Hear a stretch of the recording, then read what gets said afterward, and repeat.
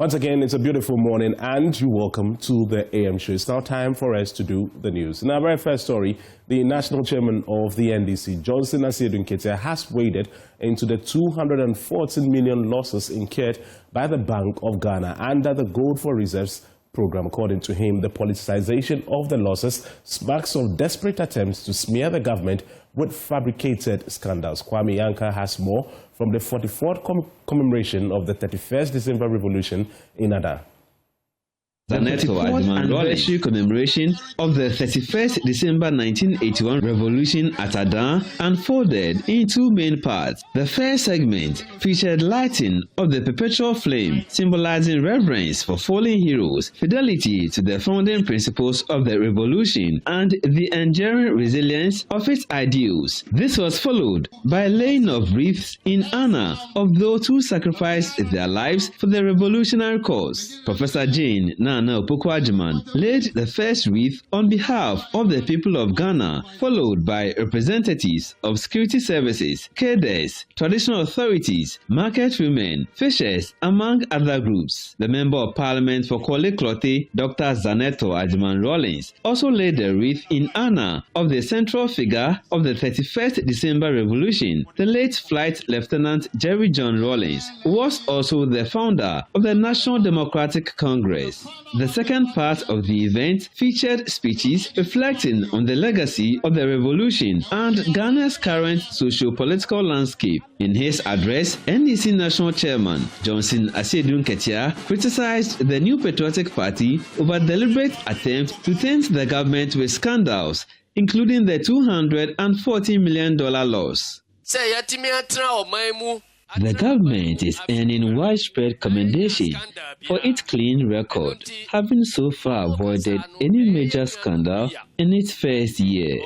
This has clearly unsettled the opposition, who appear determined to manufacture controversy at all costs. President John Mahama, Bank of Ghana Governor Johnson Esiama, and Gold Board CEO Sami Jemfi have implemented practical solutions to challenges that the NPP administration under Nana Akufo-Addo struggled with throughout its 8 years in office. Dr. Zaneto Ajiman Rawlings, in her remarks, urged the party to guard against decisions and actions that undermine the core values and principles of the 31st December Revolution. The responsibility on government is so huge to provide an enabling environment, one that is not drowning in corruption or nepotism or ethnicity or marginalization of members of this country. This country can only survive if we do it together, with dignity, with respect for one another, exhibiting those timeless principles of integrity, of transparency, of accountability, of probity. Ladies and gentlemen, if we are to leave Ghana better than we found it, we have a duty to stick to those principles. Meanwhile, Vice President Professor Jane Nana Opokwajiman emphasized that the principles which shaped both Ghana's past and the ideological foundation of the NDC must continue to guide governance and national development. And I'm using this to let us all know that there's so much we have survived. And we have survived that based on certain principles. And those principles still persist and they are still valid. Those principles have shaped our history as we have come along, including what we are celebrating today. The very important fact of holding ourselves together, of saying no to the wrong things and forging ahead with the values that matter. There was one thing that also used to occupy J.J. Rawlings, and that was the people whose names may have perished, but who were part of the forward march. He never forgot. Other speakers highlighted issues aimed at strengthening the party and advancing national progress. This year's commemoration was on the theme Consolidating the Reset Agenda, Reflections on the Gains of the 31st December Revolution. Kwame Yankesh reports for Joy News. A severe traffic jam on the Accra-Kumasi Highway on Thursday forced police to divert vehicles through nearby towns. But the detours quickly became clogged, leaving commuters frustrated. Drivers complained of long delays and chaotic conditions on the secondary routes. Authorities say they are working to clear the gridlock and restore smooth traffic flow. More in the following reports. The traffic on the Accra-Kumasi Highway brought vehicular movement to a near standstill, leaving hundreds of commuters stranded for hours.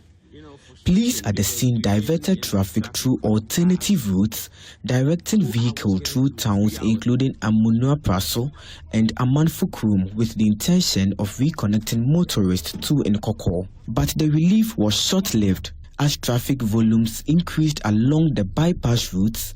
Congestion quickly built up, triggering yet another gridlock.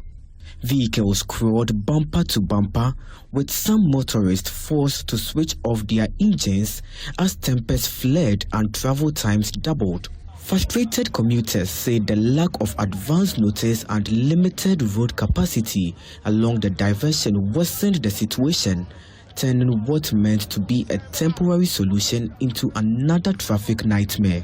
Police officers have since been deployed along the affected routes to manage the situation as efforts continue to restore smooth traffic flow on the main highway. For the past 2 hours and Now, the spirit of Christmas and the New Year lit up at the Sin South constituency as Member of Parliament for the area, Reverend John Ntimfodjo, marked the festive season by spreading love and hope to aged persons and widows across the constituency, calling the outreach a fulfilling experience. Reverend Fodjo noted that bringing joy to the vulnerable reflects the true essence of religion, compassion, generosity, and unity. Clad in smiles and surrounded by festive cheer, Reverend John Ntimfodjo joined the aged and widows in the Sin South constituency to celebrate Christmas and mark the beginning of a new year in an act he describes as true religion. The event saw the distribution of food items to support beneficiaries during the festivities. The Sin South MP called the gesture gratifying, expressing excitement at being able to put smiles on the faces of the beneficiaries. This year, I'm really excited that I've got the opportunity to come to the constituency to share Christmas and the New Year with our women, our aged, and our widows. So we've done a number of communities. We've done Jakan, we've done Bosumadwe, we've done Sebenso, we've done Chenso, Ekrofum, and there are many more communities that are lined up that we're going to do. So just to put joy on the faces of our women, our mothers, and our widows, it's something that is quite gratifying to me. We supplied oil, rice, just to share with the family, and we are hoping that in the coming years, there'll be much more to do. He also emphasized that his gesture is not backed by political intentions, assuring that the goodwill will continue. But a significant thing I want to note is that we didn't wait for election year to do this. We just barely came out of elections a year ago. We have 3 years more to go. But I'm not doing this based on electoral consideration. It's not about politics, and it has nothing to do with the next election. It has everything to do with remembering our women and showing kindness to them. And so anyone that was able to get one to share in this gifts in this season, anytime you go on your knees to pray, remember Ntimfodjo. And we'll also constantly will be coming back to visit you and to ensure that we attempt to meet your needs. For many of the beneficiaries, the gesture renewed hope and brought fulfillment. May God bless him and give him a life filled with strength so he can do more for us. May God bless him with long life and bless his endeavors. May God bless his endeavors and give him success. Give him the strength to offer us more than this. We pray that his party will come to power so he can do more for us.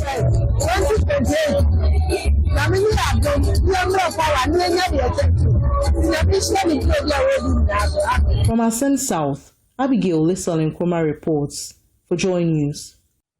In business news, the Commissioner General for the Ghana Revenue Authority, Anthony Kwesi Sapon, has assured that beginning January 1st, 2026, the authority will begin charging the new VAT rate of 20%, down from the previous 21%. According to him, the reduction is aimed at simplifying VAT payments for business and service providers, while also boosting domestic revenue mobilization. He was speaking to Joy Business. If the VAT threshold was 200,000 some years back, so if you look at it in monetary value terms, that 200,000 has changed in value, and therefore it's so important to align it and move it to 750, and also to bring parity into the system. We have removed the flat rate so that everybody consuming will be eligible to pay the standard rate and the standard levies. That brings a parity into the system. We believe that with a lot of administrative measures and with the reforms that have taken place, VAT is going to be the game changer as far as revenue generation in this country is concerned. And we are looking forward to work with businesses, to work with taxpayers, to ensure that we understand the tax obligations on VAT. We accept our obligations, and every consumer in this country, when they are buying an item, will demand and ask for a VAT invoice. That would be a game changer. And that's for that reason, we are going to also implement along the lines two major initiatives in the course of 2026. One, the introduction of fiscal and electronic devices into the collection of VAT. This is a law that has been in our books for 2028. The minister has announced that in 2026 we should implement it, and we're going to go ahead to implement it. When that is done, the automation alone will help us to be able to increase coverage, increase efficiency and effectiveness in knowing the consumption levels where VAT is applicable and also collecting it. The second one is also the introduction of the reward schemes, which will be implemented along the Fiscal Electronic Devices Act. So that one, it will be a scheme for consumers. And it's a scheme that will ensure that as Ghanaians, as residents, we demand our VAT invoice every month or whatever period that we set. A reward a reward scheme will be in place, and consumers who are eligible will receive those rewards. We want to use that to encourage and to build a culture of demanding our VAT invoice. And when we do that, revenue will come in, individuals will benefit, and will generate the necessary domestic revenue. Still in business, Sanlam Alliance Life Insurance Ghana Limited has extended its New Year goodwill messages to customers, expressing appreciation for their continued trust and assuring them of nothing short of the best in 2026. If the VAT threshold or Santi, First Bank Managing Director, I'm here to wish you a very happy 2026. We can only thank the good Lord for taking us through 365 days of 2025 with all the issues, but we're resilient, and we think we managed to go through the year, and we are grateful. Now we face up to the next year with new possibilities, and we expect that with the same kind of attitude, determination, and dedication, we should have a fantastic 2026. We thank you all, our customers, we thank our staff, we thank the general public for being part of our journey. We promise that in 2026, it is still about you first, whilst we hope the good Lord guides us through what should be an exciting year. Happy New Year once again, and see you in the banking hall.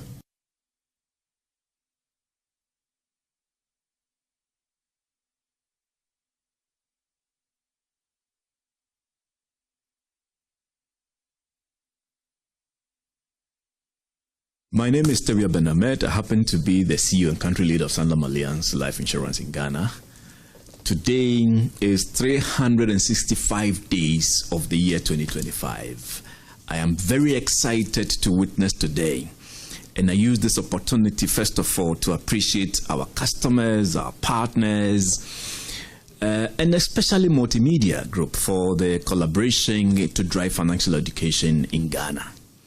To our people, I mean the Sanlam Alliance people, you are the best in the insurance industry of Ghana. And I wish you the best as we enter into a new year. To the good people of Ghana, I can assure you that as you work towards going into the year 2026 and you review 2025 and you begin to set up new resolutions, Sanlam Alliance is going to be there for you. And our message to you is that in 2026, you can achieve your resolutions, dreams, or wishes. And it's our responsibility to support you to achieve your resolutions so that you can live a life of confidence and you can be financially confident in the year 2026. To our clients, partners, and our people, I wish you a happy, prosperous new year.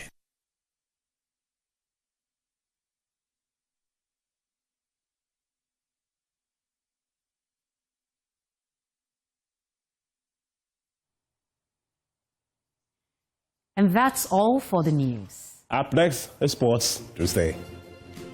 News segments this morning where we're going to discuss an array of issues. Our guests are already seated. Zainab, who are we engaging this morning for the newspaper review? We are engaging is it Mr. Senor Plenu. Sorry, the name is heavy. It's a sweet name anyway, but it sounds very heavy in my mouth. Sorry, after the show, I'll get some money from gov't and then, get you some banku and so that you'll be able to, pronounce it properly. And we also have with us Abdulai, right? Yes, the communication team member of the NDC. So, Senor and Abdulai, you're going to say something? Yeah, in fact, I need to ask them. They're looking very, very splendid. How did the holiday go? Well, I think we should, Senor, let's hear from you because everything is reflecting on him. The gentleman have started. Why wouldn't you allow him to get? Well, it's fine. Any one of you can just take it.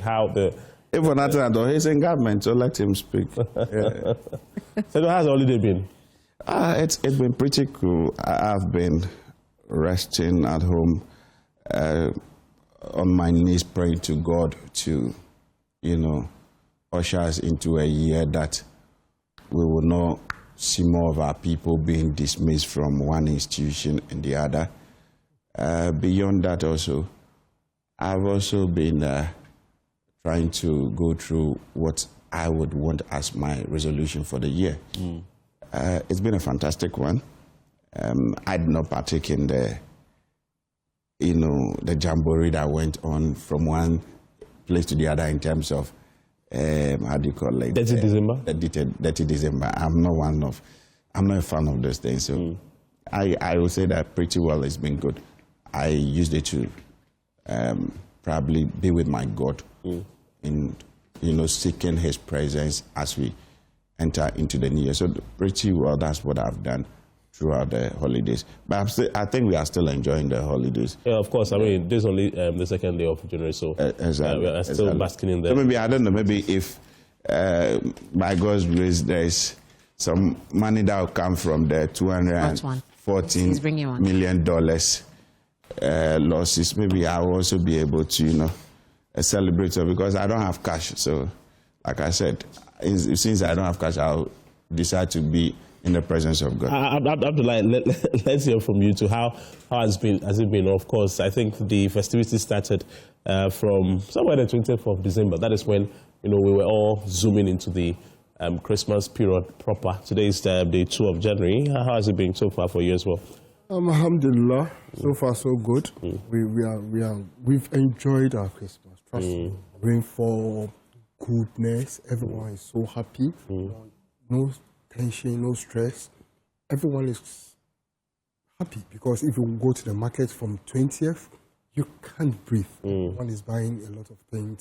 That shows that yes, people are happy. I mean, I was so happy because if you watch previous years, the Christmas, compare 8 years of Christmas to this particular Christmas, then you realize that no, there's a relief among Ghanaians. But there are those who believe that this Christmas rather has been very difficult compared to previous years. You don't share in that sentiment? I don't think so. In Ghana, maybe they just travel, and they just entered Ghana and they don't know what's happening, what is happening in Ghana. Because trust me, this Christmas is one of the best Christmas I've ever witnessed. Yeah, not because we are in power, not because of my government is in power, but trust me, the relief alone. The first time ever, if you ask this economics, they will tell you the first time ever dollar was not beating dollar cities. The first time. In the festive period. Festive period. Exactly. So that should tell you that, yeah, there was something significant in this Christmas. So for me, I believe if this continues, everyone will be happy. Look, I am one person who like comparing items. And if you watch the indicators and you go to the market, things are cheaper. I've never witnessed a fowl being sold as cheap as 80 cedis in the market before. In 2020? In 2025. As cheap as 80 cedis. So they give you a look there. How much did you buy yours? I mean, for family, friends? I think Senor is having doubts about what Abdulai told me. A crate of egg was going for 50 cedis, from 75 cedis to 50 cedis, as cheap as 45 cedis. That would tell you that Ghanaians were relieved. For me, I was so happy. Right. And trust me. You got that crate of egg for 50 cedis. 50 cedis. Yes, please. Where some of us are getting a crate of egg for 60, 65. I don't know where you buy your egg from. I don't know where you buy it from. Or is it from Jumelo's farm that you are getting? That's what I'm saying. I don't know where you get your own from. For me, I know. Don't sit here and portray yourself like dollar is what, so prices are down. Inflation is good on paper, but in the pocket of the ordinary Ghanaians, they cannot feel it. So basically, the Christmas was not good for you. I think that point is well made. We have quite a bouquet of issues to be discussing this morning. We'll be looking at President Mahamad's New Year message. Indeed, yesterday he addressed the generality of the populace ahead of the commencement of the New Year. There are some relevant issues that he teased out. We'll be going into aspects and bits of it. Also, TUC, PRC are calling for calm amid power tariff concerns, and they have assured the public of stakeholder engagement. Then, of course, the MPP's flag bearership race is gaining more and more momentum. We're going to be touching on that issue as well. But I think we want to pick it up from there. Right? Let's pick it up from there and then get into the rest of the other issues. Today is 2nd, so that logically presupposes that we have how many more days? It's happening on the 31st, right? The flag, the 31st. So, all right. 29 days. So 29 more days. Let me just put you on the spot. You've been one of the party's foremost communicators in recent times, and clearly you are itching to return to power. Which of the 5 candidates do you think has what it takes to help your party return to power? Because really, that is what you are looking for in 2028. There are 5 in number. Who are you really rallying behind? Well, thank you very much. A very good morning to your good selves and then my colleague. And let me say that I bring you greetings from the leadership of our party, led by the acting chairman Bute Smith, together with his other executives. Let me also use your platform to say a very special greetings to my people in the Volta region, wherever they are. I salute all of them. And again, Happy New Year to everyone, including your good self. Thank you. Yeah, I think this question is a question that pops up a lot. But one thing I remain steadfast in saying is that I don't have a candidate. My candidate is the party. I stand with the party. But the party is asking you will be asking you on the 31st to pick one out of the 5. So that is where the catch comes in. On the 31st of this month, at the end of the election, one person will emerge as the winner. Absolutely.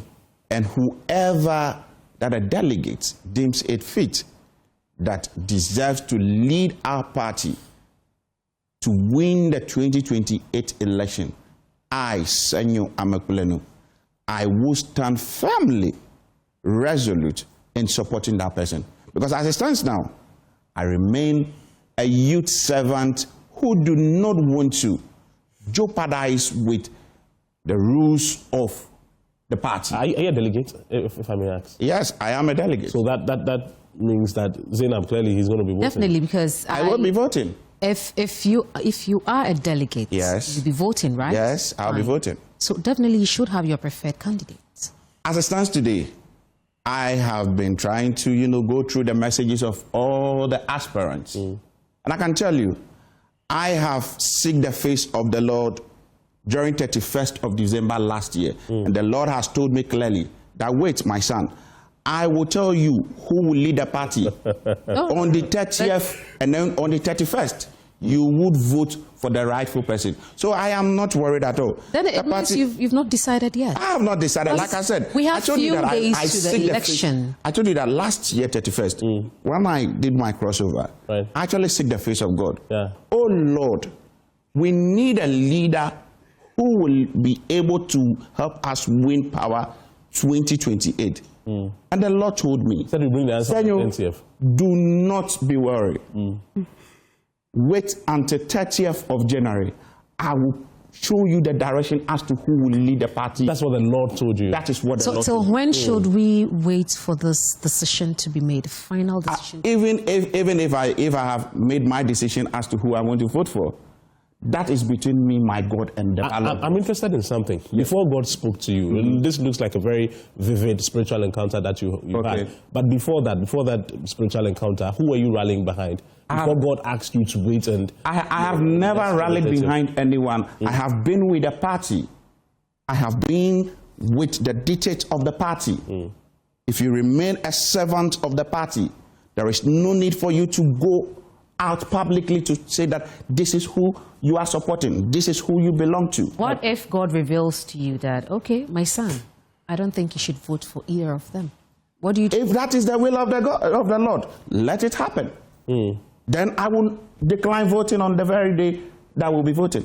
But this time, as it stands today, God said He will tell you on the 30th. God has made it clear to me during my prayers that on the 30th of January, midnight, it will be declared to me, Senor, this is the next flag bearer of the MPP.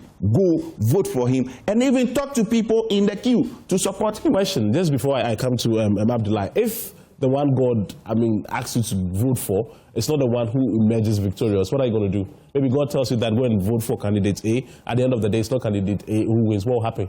Would that decline your belief in God? My God does not lie. I worship the one and only God, the creator of heaven and earth. So, Abdul, what do you make of what Senor is talking about? He says he's waiting on God. Oh, to me, I believe there's no credible candidate among the four. That's why he doesn't. What do you mean by there is no? No. Stop that. Please, be very decorous in your choice of words. Please. What do you mean by credible candidate? No. Let me tell you. Even the five candidates are far better off than So if you're waiting on God, wait on God in patience. You're waiting on God. Now, as your God speaking. Exactly. No. As your God speaking. Maybe probably I have. As your God spoken, I've not told you. The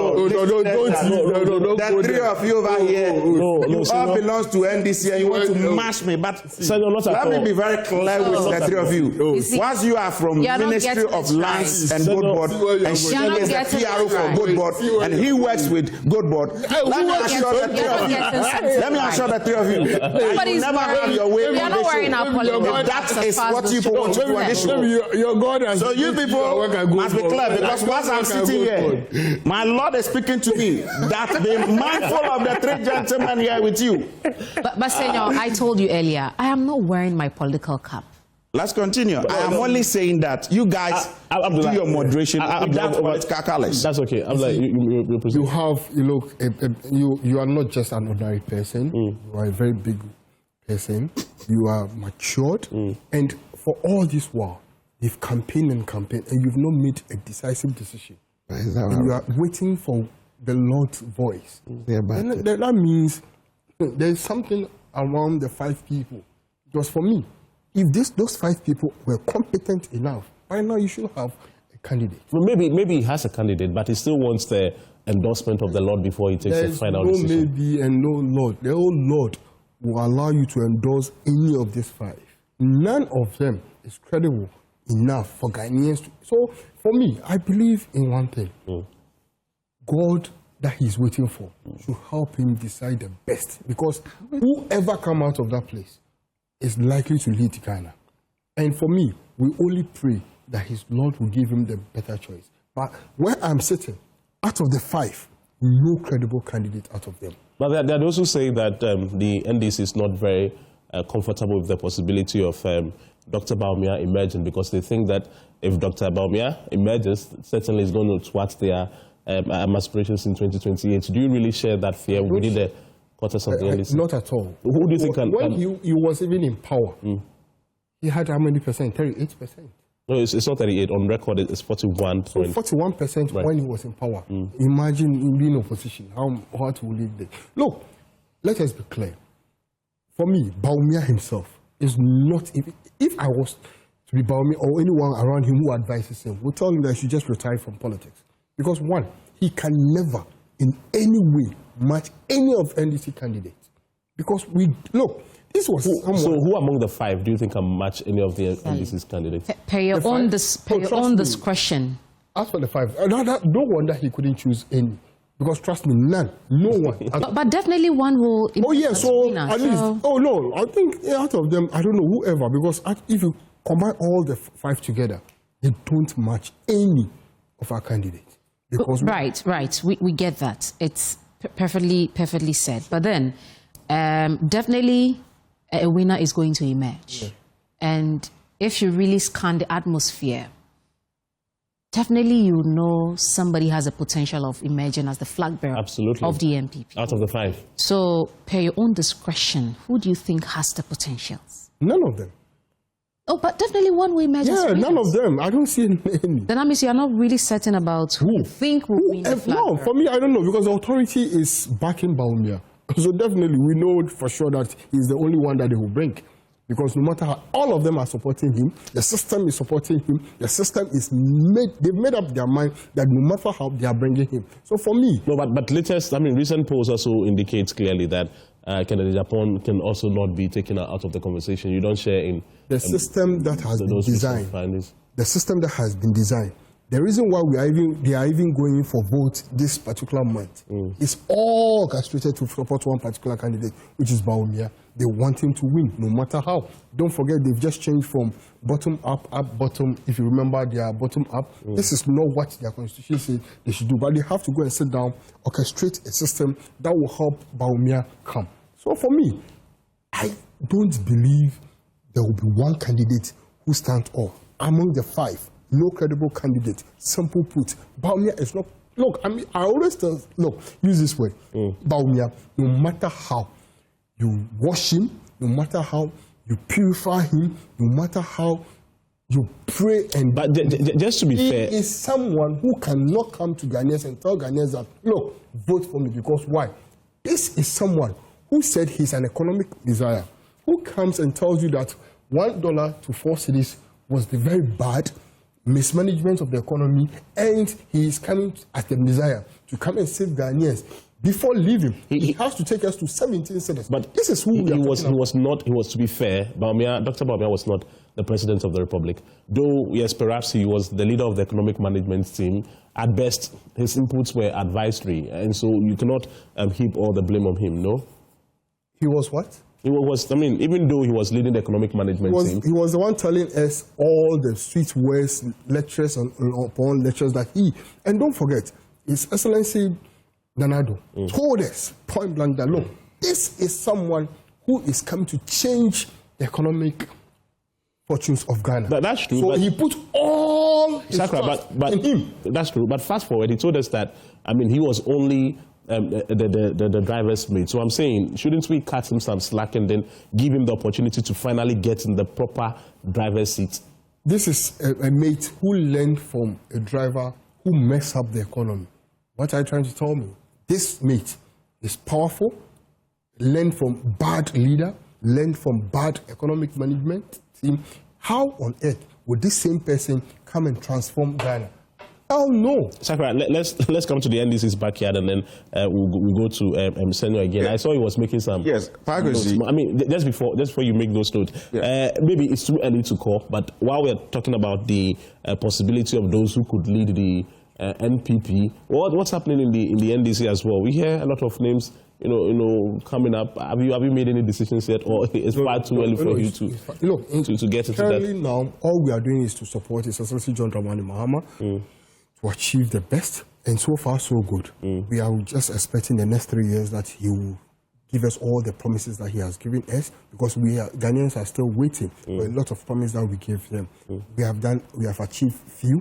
As of now, COVID-19 is off, betting tax is off, the levies, right? Off. Yes, so we are going systematically one by one. I know for sure that His Excellency John Dramani, with what he is doing now, he will do best. Your party's General Secretary, just to sustain the conversation, yesterday did say that those who, for example, are calling for the third, the re-election of the president. Yes, he used that word to describe them. He said they are sycophants. All of that, is it setting the tone for any tensions in the NDC, or all is well and good? So he is a General Secretary of the party, and he believes that the party has given birth to the government. Hence, it's the party which has every responsibility to make sure that we protect the image of the party. Right. Then, the 1992 Constitution says 2 terms. His Excellency John Dramani Mahama has a 2nd term now. Those calling and those hearsay or rumor about his 3rd term is not making the party attractive, because we have people who already want us to be bad in public eyes. Hence, he's trying to let them understand that, look, even His Excellency Jerry John Rawlings himself didn't go 3rd term. Hence, we are a party who always uphold the Constitution. Right. Hence, they should stop the rumor all around it. And His Excellency John Dramani Mahama has said it clearly. He's not interested in the 3rd term. So he is indirectly letting the people understand that, look, if you want the goodness of the party, if it's you a want conversation the image of the party, that must be discouraged. Exactly. So at least everybody will know that. Abdul, sorry not to cut you. Let's revisit the question Parkwesi asked about the potential contestants for the NDC flag bearership race. I mean, Global Info Analytics and Musa Dankwa has brought up some polls, and some names have popped up. The likes of Harun Idrisu, the General Secretary of the chairman of the NDC. Honorable Johnson Esiedun Ketia, Atu Forsen, and I think some few other people. What do you really make of the poll? Because for now, you are trying to tell us that you have no idea whether they will be contesting or not. But let's say if they are willing to contest, what do you make of the whole poll? Who do you think has the potentials? Do you think any of them are well qualified to contest and then? Oh yeah, for me, the names that are coming out are potential people who are very good, credible. They have every reason why they should come. But look, we are talking about data here, which is Musa is bringing data. The party itself will bring its data, bring it out, and we'll go for it. But don't forget, all I'm saying is that whatever His Excellency John Dramani Mahama is doing now, how collectively we will all support him to achieve everything. Because don't forget, we will use His Excellency John Dramani Mahama Sussex to go into the polls. Hence, no matter what, we should all pray, relax, and make sure that he succeeds. Because as of now, we have the next 3 years to make sure that he succeeds. Our focus now is for His Excellency John Dramani Mahama to succeed. Whoever comes, we all rally behind them. Right. Let me bring in Senor here, then we move on to the next issue. Senor, Sakra says that all the 5 currently lined up seeking to lead the NPP, he says that none of them is credible, but you still insist that you are waiting on God to I think advise you on that matter. It is just out of fantasies that he seeks to use the word people not being credible. If we talk about credibility, he himself seated right here. He has not. I can't even smell the word credibility around him, and he has no locus. He cannot compare the 5 leading members of our party, the 5 members who will be on the ticket. None of them can be compared to even the frontliners who are the names that are coming out of the NDC or from the NDC stock. None of them can be compared. Why do you say so? Just relax. I'll go into the nitty-gritty of that. I am saying that because you sit here and push an agenda that the MPP has this. I don't know why you are so, I don't know. You see, I am not sitting in for any particular candidate, but I'm going to respond to you because when you touch any member of the party, I'll respond to you appropriately. You sit here to, to be too fixated with Dr. Alhaji Mahmoud Bawumia. Why? Anytime Dr. Alhaji Mahmoud Bawumia's name is mentioned, the NDC, then you are jittery. So you say you're waiting. Hold on. I am not saying, I never said over here. I never said over here that, and even before my statement, I said I am not a spokesperson for any of the candidates. However, they are all leading figures of our party. If you touch Brian, I will respond to you. If you touch Ken, I will respond to you. If you touch any of the other candidates, I will respond to you. That's fine. I'm saying that you have no locus to sit here and say that Dr. Alhaji Mahmoud Bawumia can never be a president. Are you God? Are you God? Since when did you become God or Allah to now determine who becomes the president of the republic? For your knowledge, the decision of who leads our party does not lie in the bosom of you or the NDC. It lies in the hands of the stakeholders of our party. That is one key thing you need to know. Again, you sit here and say that the MPP have designed a certain structure to favor Dr. Alhaji Mahmoud Bawumia. Oh, today you now understand that there is a structure that is designed to favor a certain party. But let me tell you, you got it wrong. The NPP is very transparent, it's resolute, and everybody can see what is going on. We are not like the NDC, where in 2022, you decided to punish anybody who was contesting GM at the time. Honorable Dufour, Kwabena Dufour. We saw the humiliation that you guys took him through. Today you sit here hypocritically.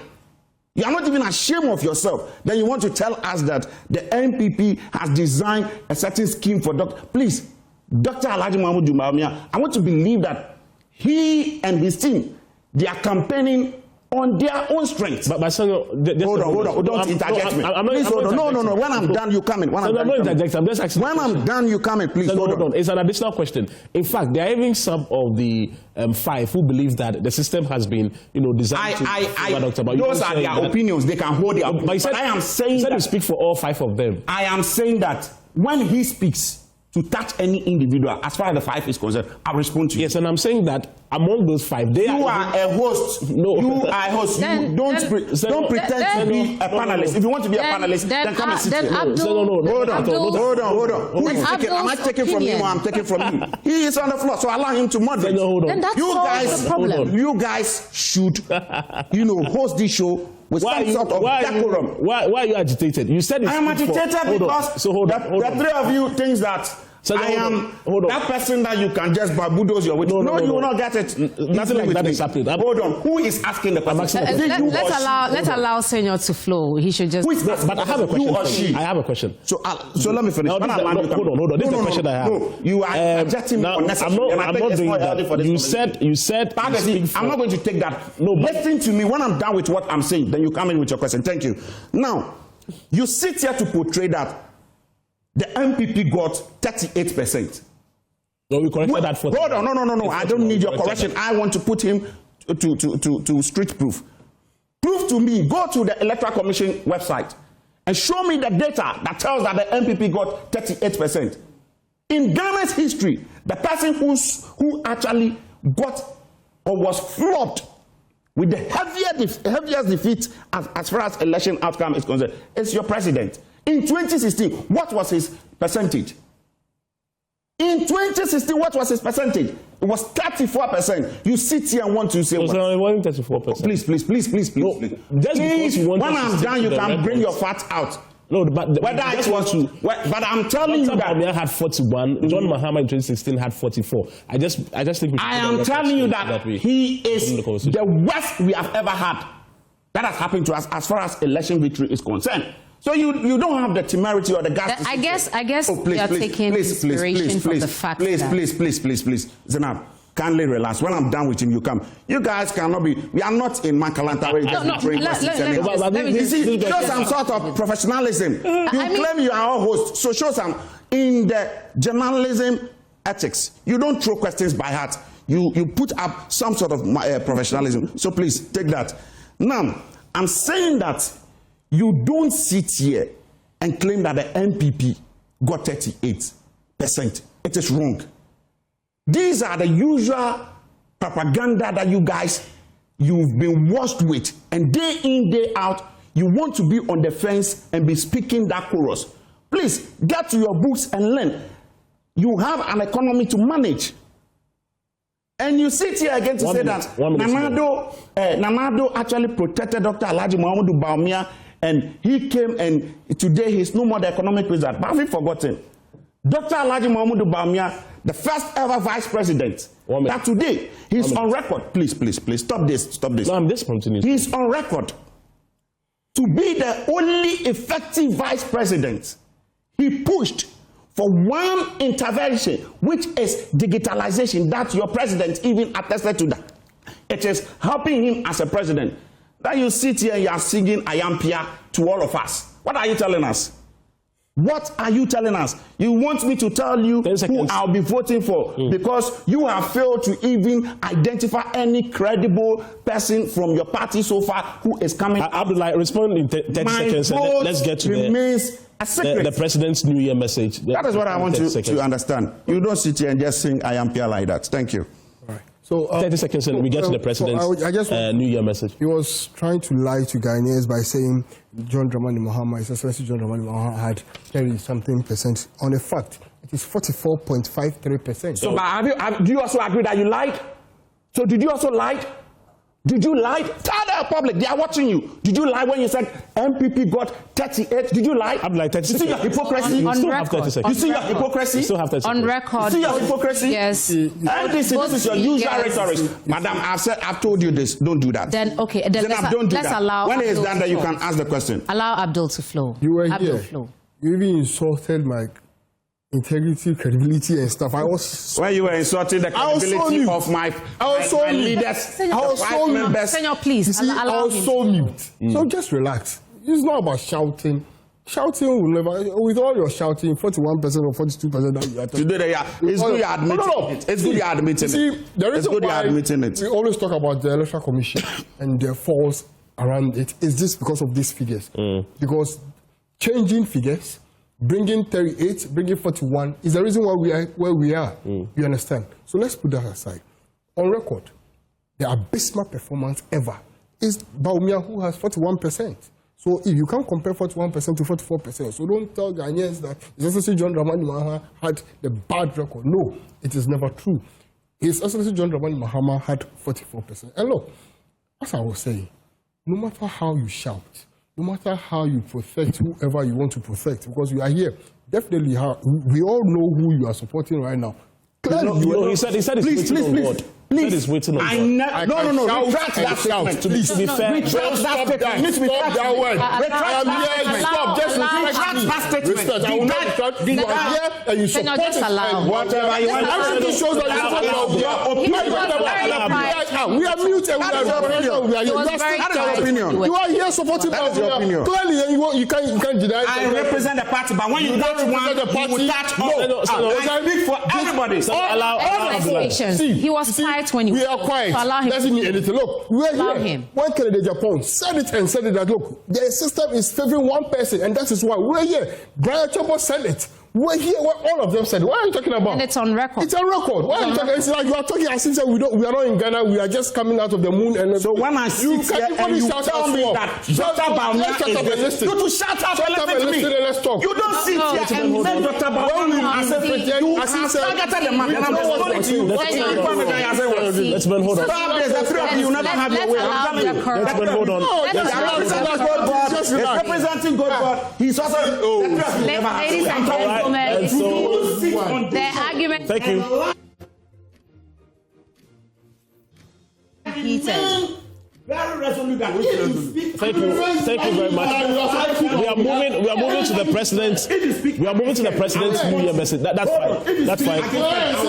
I'm supporting Bawumia. I will respond to you. If you speak against Kwabena, I will respond to you. If you speak against Edutu, I respond to you. The same way if you speak against Bawumia, I respond to you. But Senor, you have no audacity. You are not president. No, just hold on. Any member of Let's allow decorum to prevail. Gentlemen, calm down. Senor, calm down. None of them is credible.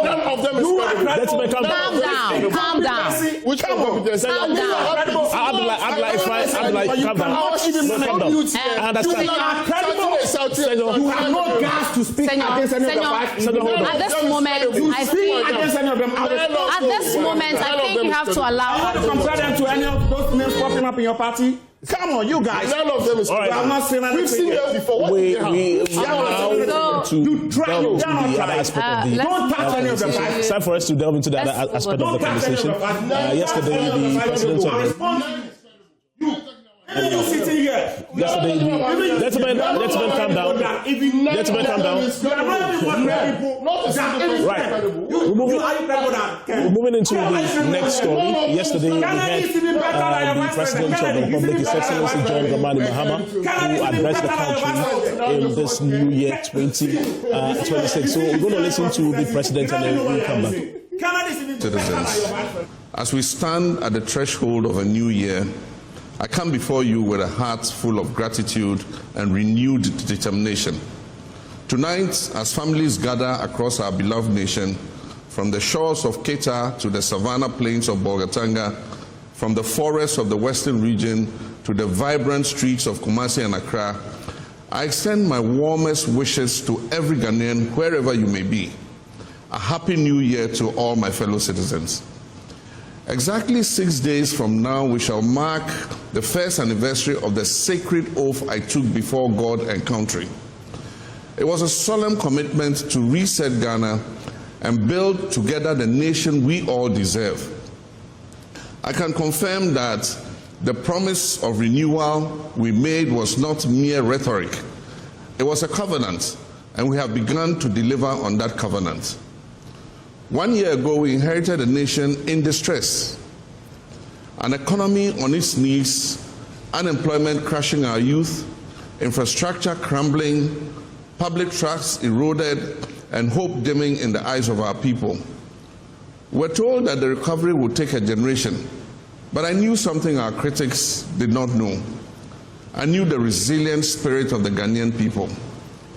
At the dawn of the new year, I stand before you to say our beloved nation Ghana is rising again. We've accomplished a lot together in the past 12 months through prudent management and difficult but necessary reforms.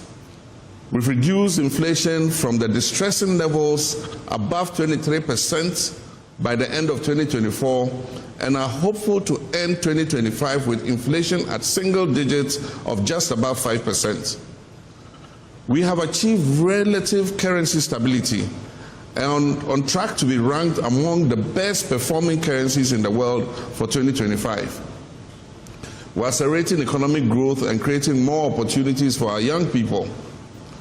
We've restored business confidence and have seen a significant increase in both domestic and foreign direct investment. We've restored Ghana's credibility with our international partners, successfully completed the renegotiation of our debt obligations on terms that protect our sovereignty while at the same time ensuring sustainability. We're beginning the process of exiting the IMF program with dignity, not as supplicants, but as partners. Our young people are Ghana's greatest assets. We're beginning to see significant growth in sectoral performance. Construction, manufacturing, agriculture, and services are showing very strong growth. Also, those were excerpts of the President's message yesterday, his New Year message, as we have zoomed into 2026. The President of the Republic, His Excellency John Dramani Mahama, had cause to address the country on a number of issues. He amplified some of the successes of the administration over the first year and also forecast into the 2026 new year, things that the good people of Ghana should be looking forward to. Senor, quickly, let's pick your thoughts on the President's address. He highlighted some of the successes that have been chalked so far and also indicated that there's certainly going to be more. I believe you heard the president, your general. But why do you always want to start with me when you can start with him? I don't have credibility. You are all first round. You are not being fair. So you are all Ghanaian. In journalism, one thing is fairness. You are not being fair to me. So you are both Ghanaian. No. Hold on. You are not being fair to me. In journalism, one thing is fairness. You are not being fair. You started with me. So one would have thought that in the next session, you will start with him. But why do you want to start with him? You don't have an opinion on the president's address? I have an opinion, but I want him to start. I disagree with you. Oh, why? No, at least you take the floor. What's your take on the just give your own opinion. Don't do that. Senor, the president made mention of inflation dropping down to 5% in 2025, before the year ends. But then as compared to 2024, inflation was near 23-24%. What do you make of this current inflation by the president? I think the current inflation is 6%. Yes. Well, thank you very much. Viewers, first of all, let me say that the heated argument you saw has to happen because I needed to deflate the propaganda that my brother and the purported NDC-clothed journalists are trying to put up over here. So I need to deflate that and correct the narrative of the so-called 38 and the others they were saying, or the gentleman was saying. Now, on the issue of the New Year message, in fact, I wept yesterday in the evening after listening to the president. I wept as a young person in this country. I wept in the sense that I felt that there was no sincerity and hope in the president's message. There was no assurance in the president's message.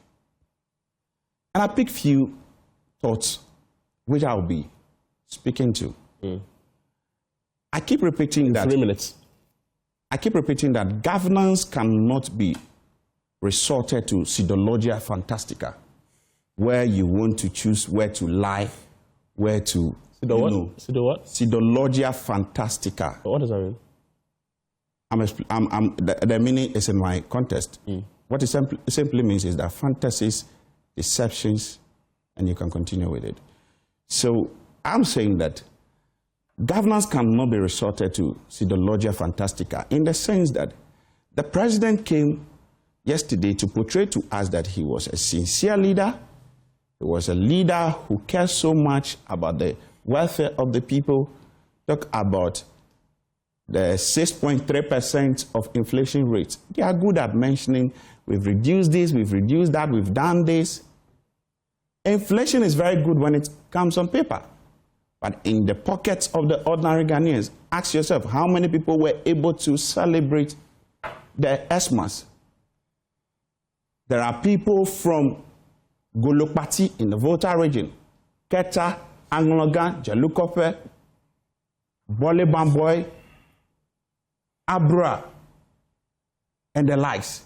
There are people from these communities or these towns who could not afford 1 square meal, even though the president portrayed to us yesterday that inflation is in single digits. Now, there was one intriguing thing that the president said yesterday, that I felt that his entire message delivered to us is just shambolic and lacks hope. And in it, he said that whether you voted for the NDC, or whether you voted for me or not, we are all Ghanaians. The reset is for all of us. That's one of the points I picked from it. You like that part? I disagree with the president because I think that this whole mantra of reset is a scam or a fraud business. But Senor, to... He asked me a question. I have not even landed. You're interjecting. Okay, you answer. I have a question. No, you will let me forget what I want to say. I have a question for you. You cannot say that you are resetting this country and be doing the usual rhetorics that we know. I feel that the entire so-called reset mantra is a scam and a fraud, in the sense that if the president claimed that the reset is for all of us, Where do other members of Ghanaians fall? Even in a classical example, you, Pakwesi, who is the PR for Ministry of Lands and Natural Resources, who is the PR for NAMOS, who again is the PR for gov't. The question I ask is that, are you the only one who has that wisdom? Is it that we don't have any other Ghanaian? If the president claims that it is for all of us, then what it means is that we must have individuals occupying that position, not to, hijack the journalists, the CSOs, and give them positions. Fast forward, Honorable Joyce Bauer, family and friends, yet the president comes to tell us that the research agenda is for all of us. Welcome in is for all of us. When we have Joyce Bauer herself, who is the special aide to the president. But there was a time. There was a time in the past. The past government was actually who is the special aide to the president. Family members. Yes, you have the husband of Honorable Joyce Bauer, who is the board chair for Ghana Standard Authority. You have the sister Clara Bauer Atta, who is a CEO of GIFT. You have the husband of Clara, who is also another appointee of the JM witnessed government. Nana Akufo-Addo's administration having daughters. You have about 5 people coming from just one family. The question I ask is the country for just Joyce Bauer and the NDC, not to justify anything, indeed for the entire populace. Senor, not to justify what you are saying. The General Secretary's wife, who is the CEO of CBG Bank. That's fine, Senor. Where comes in the research is for all of us. Let's listen to the You have Asiedu Nketiah's son, who was the deputy CEO of MIF. Where comes in the research is for all of us. What are you saying? You guys should give me the chance to talk. We saw the previous government. It's not heckling. We saw the previous government. In fact, the president's daughter occupying a ministerial position. Stop it. How about that? It's a question. It's just a question. Hold on. It's like you ask the question in the professional way. So it's a follow-up question. He asked the question. I'm not done. Then he's also it's just a follow-up question. No, we saw the previous government where the president's daughter was occupying a ministerial position. If you want us to start on this, the president's daughter was we'll go by occupying that a ministerial standard. If that's what you want. Why this not to justify your claim, but in the previous government we saw the president's daughter occupying ministerial positions. What do you also make of that? Are you also saying, two legs bad, 4 legs good, or 4 legs bad, 2 legs good? Let me put it that way. You see, so in 10 seconds, we come to the former president's daughter, as she claimed, got an appointment, and I believe that it is based on that Ghanaians asked us to go home. When I'm on set or when I engage in NDC people and you keep reminding us that you did that, you did this, the question I ask is that, was it not because of those same things that Ghanaians voted the NDC? So you think that was wrong? It was wrong?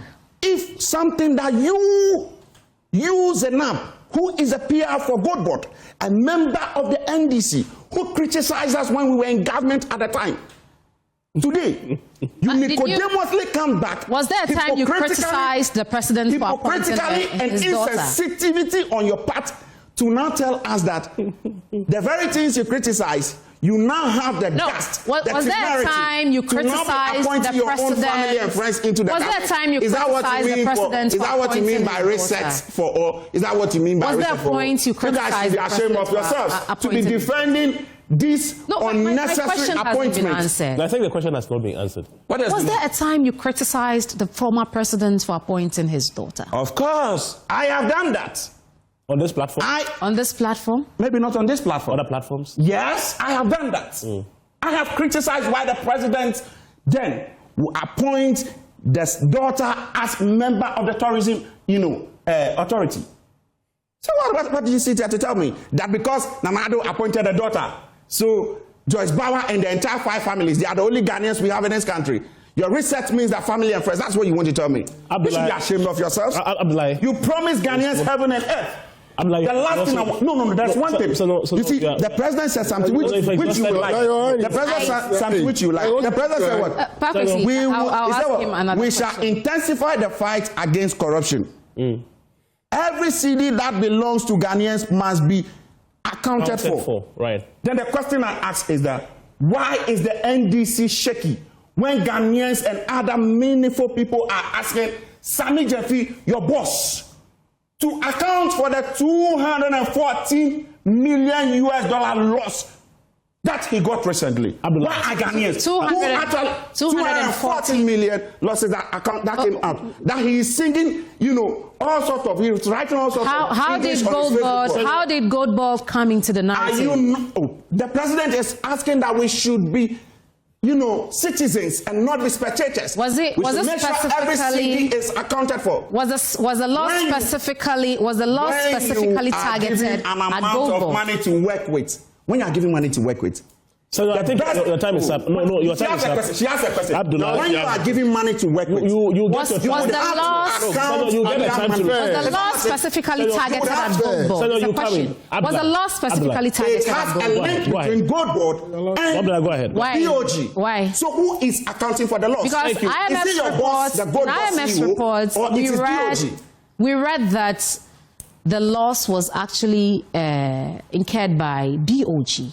And DOG is also saying different things. So who is actually telling the truth? But that is why we are demanding for accountability. Very well. Because the president in his New Year message said we should demand for accountability. Very well, thank you. So you have no locus to question me asking for accountability. Thank you. It is our money. Thank you. We have to demand for it. Sammy Jeffy, your good self who is the PRO, your good self who is also an assistant A of the gov't board. We are seeking for clarity and transparency. Yeah, Abdulai. Okay, so thank you so much. I think my brother will be very cool with me. When I start, he will not come and interject. No, he won't have the right to do that. Now, let me, even before I come to your question, I just want to remind Ghanaians about one thing and remind him about one thing, that if now you are talking about accountability and losses and stuff, in 2017, Bank of Ghana, under their watch, made losses of $340 million. In 2018, Bank of Ghana made losses of $1 million. In 2019, Bank of Ghana made losses of $550 million. In 2020, Bank of Ghana made a loss of $850 million. In 2021, under their watch, $650 million. In 2022, $5.4 billion. That they made loss of. In 2023, 900 million. In 2024, that he's talking about. He is even talking about 2025. And in 2024, they made loss of $650 million. This is record. And this are facts. Under their watch, Bank of Ghana made all these losses in all these years. So if today he's trying to tell Ghanaians that Bank of Ghana has made a loss, and he's indirectly trying to put Bank of Ghana losses or any other losses to gov't board, it's up to him. It's Excellency John Dramani Mahama has said it. It is not a party or a government for the party, which is Ghana is not for NPP. Ghana is not for NDC. Ghana is not for CPP. Ghana is for Ghanaians. And he is the leader who is making sure that he will bring us from the shambles, from the economic mismanagement that we have witnessed so far. And what he said, and I thought was, well, Ghana is rising again. And it's for sure. Look, inflation is dropping. Exchange rate is dropping. That one alone. There are those who say they don't really feel that in their pockets, despite the fact that on paper there have been marginal improvements. They don't see it practically in their livelihoods. Okay, so let me give you how you feel it. E-levy. If you were supposed to pay e-levy of, or let's say, from where e-levy was being off to now, if you are supposed to pay e-levy of 50,000, is it in your pocket or not? You are getting it in your pocket. You will feel it. And look, now, if you go to the port, exchange rate, someone who's supposed to pay a duty of 1 million Ghana cedis is now paying duty of 200,000 Ghana cedis. That a significant profit that you have made. Now, exchange rate, if you are doing business, forex business, and you're supposed to transfer, let's say, $20,000. If $20,000 is of exchange rate of 14, and now $20,000 you are doing exchange rate of 12, you feel it in your pocket. No, it is just 1 year. We've made just 1 year, and we have seen all this improvement. So wait till the next year, which this year we have. His Excellency John Dramani Mahama said one thing: Ghana is rising again, and that is it. So Abdul, move along with us. I posed this question to my brother, and he refused to answer me. Okay. But let me ask you. Earlier last year, 2025, inflation was about 23 to 24%. But then at the latter part of the year, we saw inflation dropping to a single digit. The president was actually in his speech, he was expecting the digit to, drop to 5%. But then we have it at 6%, I think. Sure. Yes. What do you think has changed? What has actually changed? What happened? Do you think the NDC did a magic, or there was a particular thing they actually, did to drop the inflation to that digit? The clear answer is fiscal management and discipline. We were very disciplined. The whole last year we were very, very disciplined. No mismanagement, paying unnecessary bills. Look, especially, I'll give all the credit to Ato Forsen. He did so well within last year because, look, the leader is very key. And His Excellency John Dramani Mahama made a promise that he will make sure that we move from the shambles of the economy and we bring the economy to a place where every Ghanaian will be happy. And the finance minister did so well.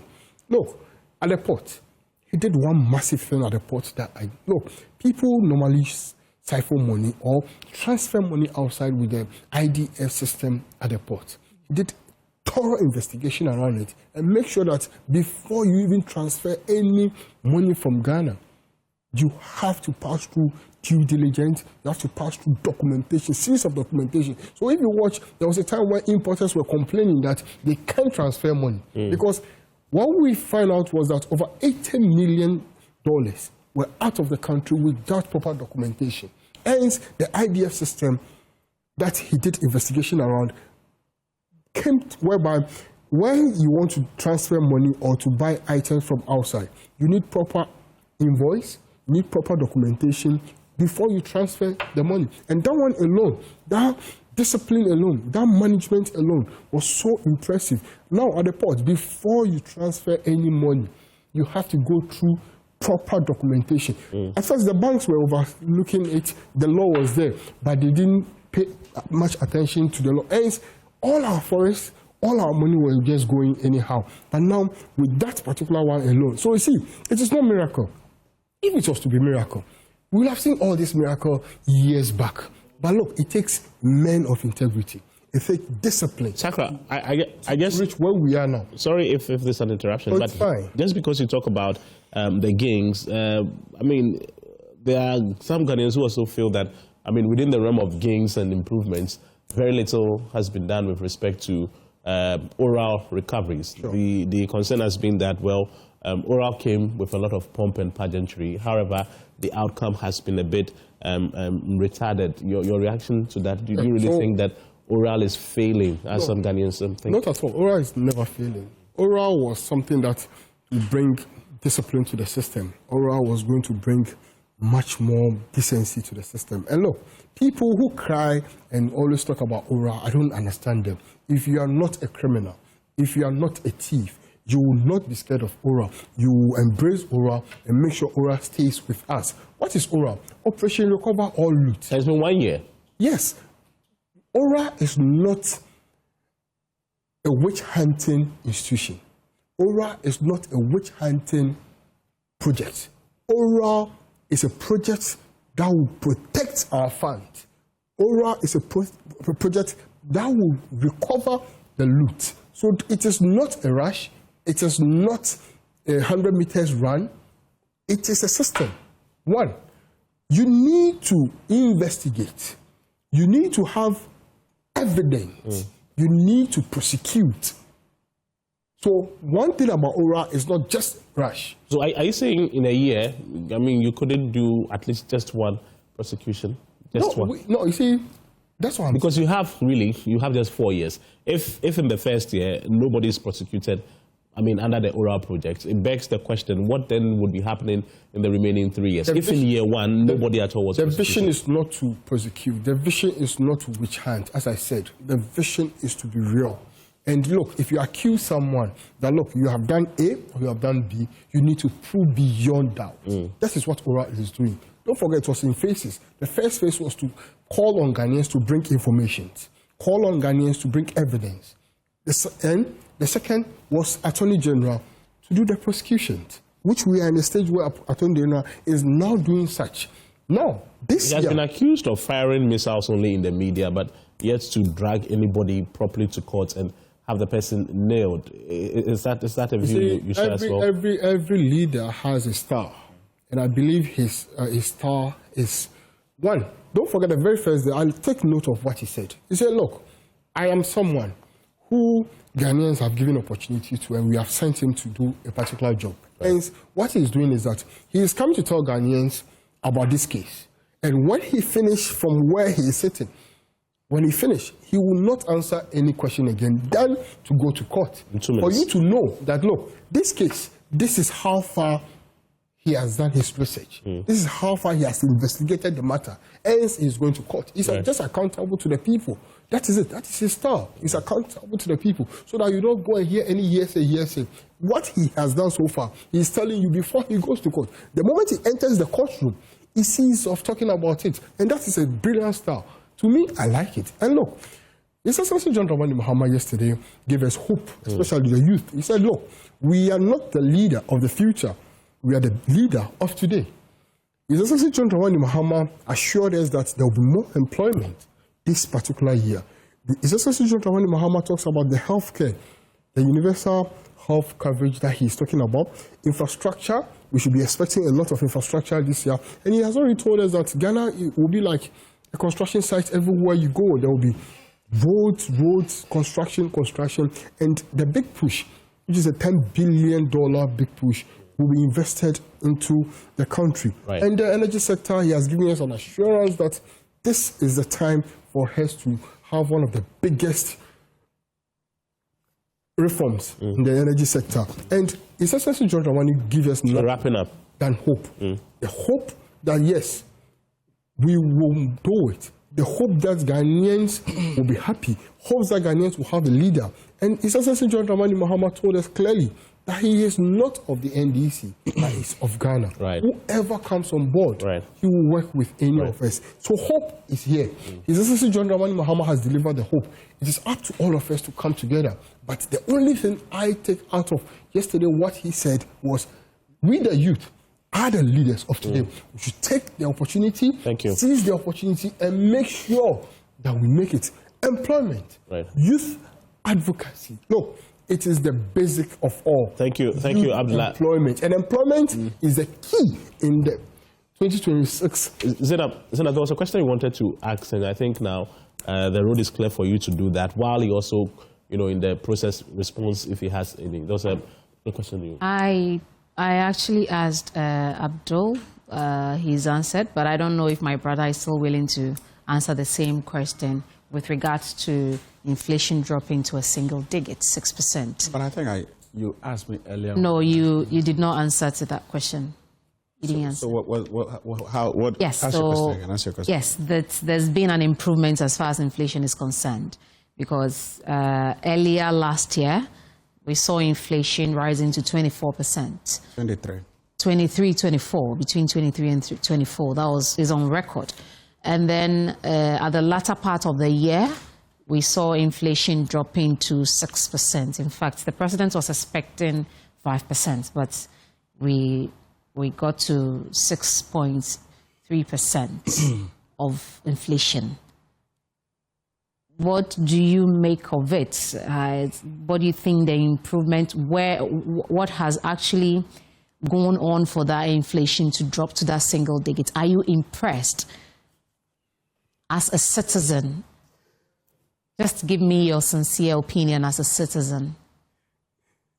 and not somebody wearing his political lens, because obviously it's.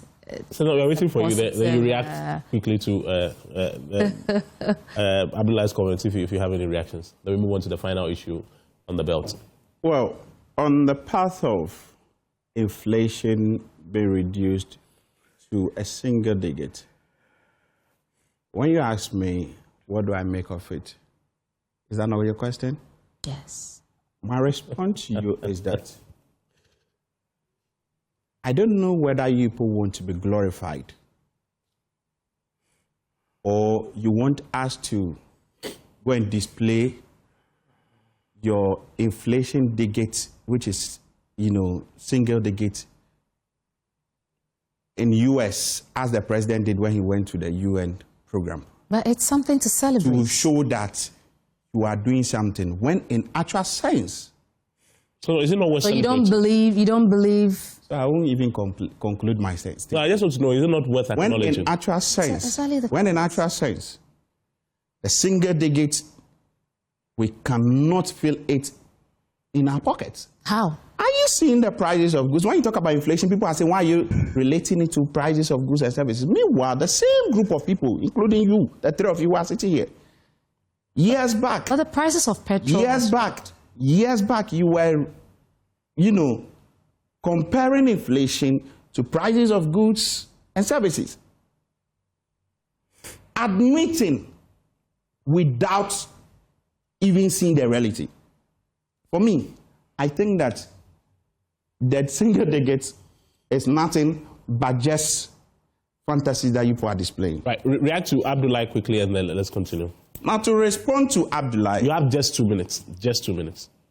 Because we want to. And I hope you guys will not interject me. Absolutely. So the time to respond to Abdulai, he sat and gave us history of BOG's losses and all of that.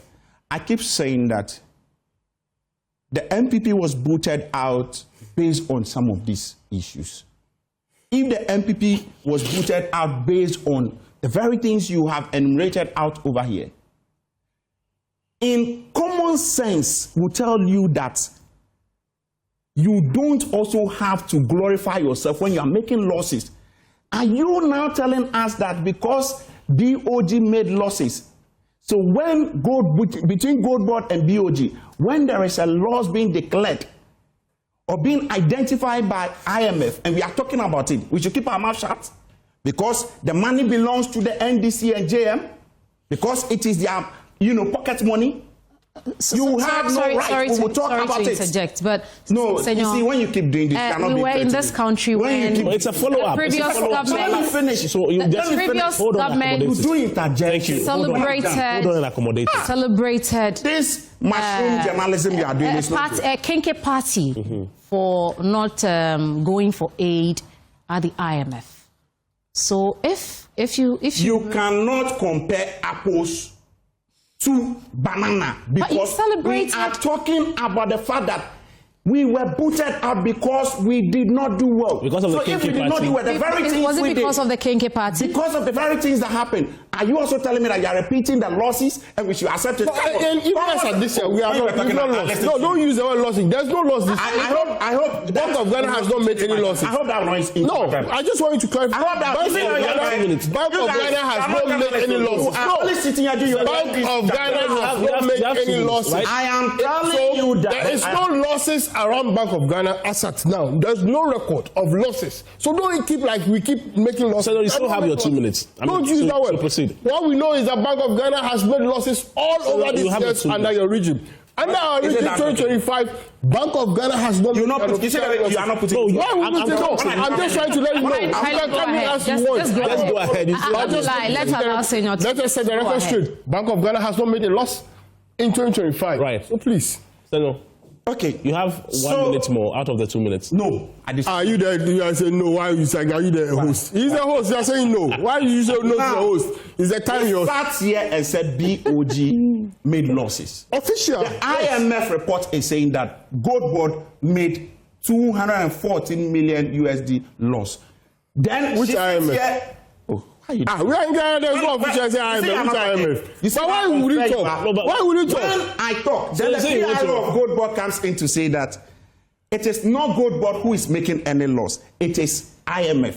So who are we to even believe? You guys, because there's no official data to support your claim. No, because there's no official data to. There's no official data. Trustworthy to sit on this. You are lying to the public.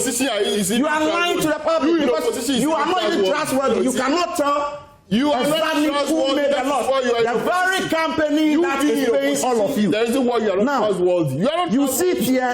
You sit here and talk about Atufosin is doing something so unique at the port. For the first time, so the port has been having a lot of challenges, which we know years back. Atta Mills, the late Atta Mills, even talked about when he did a surprise check to them. When we came to power, we introduced the paperless system, and that has streamlined the process. Today, if Atufosin has come, and all in the name of seeking public attention, all in the name of emboldening what the then government has done. What is so unique about that?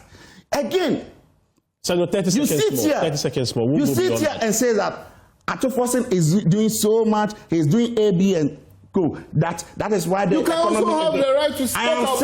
I want to tell you that. I want to tell you that. We saw what Atufosin. We saw what so far, it is very clear. It is very clear. It is very clear that Atufosin. You mismanaged the system. So far, it is very clear. Now we are telling you. So far, it is very clear. Telling me what? The finance minister. Atufosin has not been spending.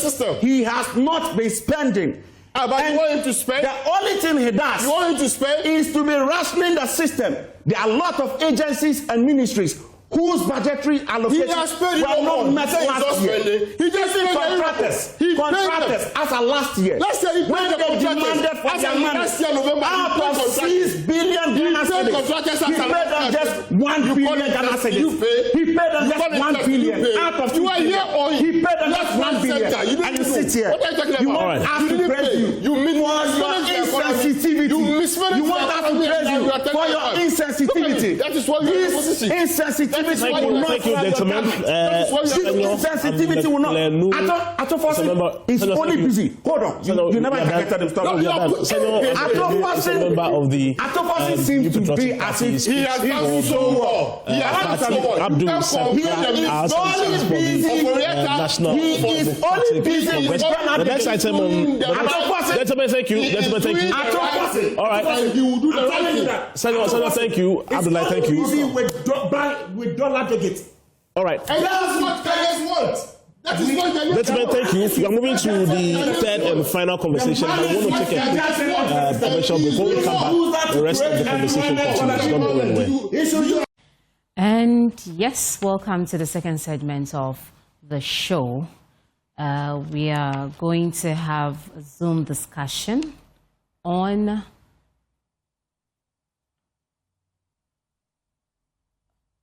So for our big story, let's read on Ghana's decentralization agenda, a conversation with Andrews Bediako, former Administrator, National Association of Local Authorities of Ghana, former MC, German South.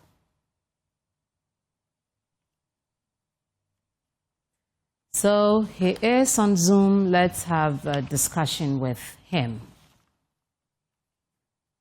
Good morning, sir.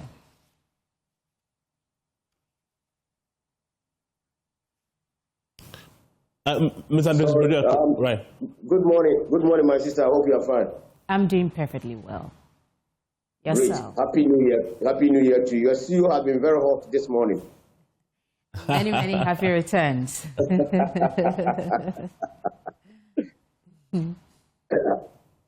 Right. Indeed, Mr. Bediako, yes, the studio earlier was a bit heated, but we hope this particular one will not have that same momentum. So let's just get straight into the conversation. There's been a lot of talk about the need for the entire governance process to be decentralized in a manner where authority is distributed evenly across all spheres. Just for a start, do you think that in the very first place it's a possibility that we can have in our governance space? Do you think that we can move it practically from the talk into our operational, affairs as a country? Is it possible in the first place, effective decentralization?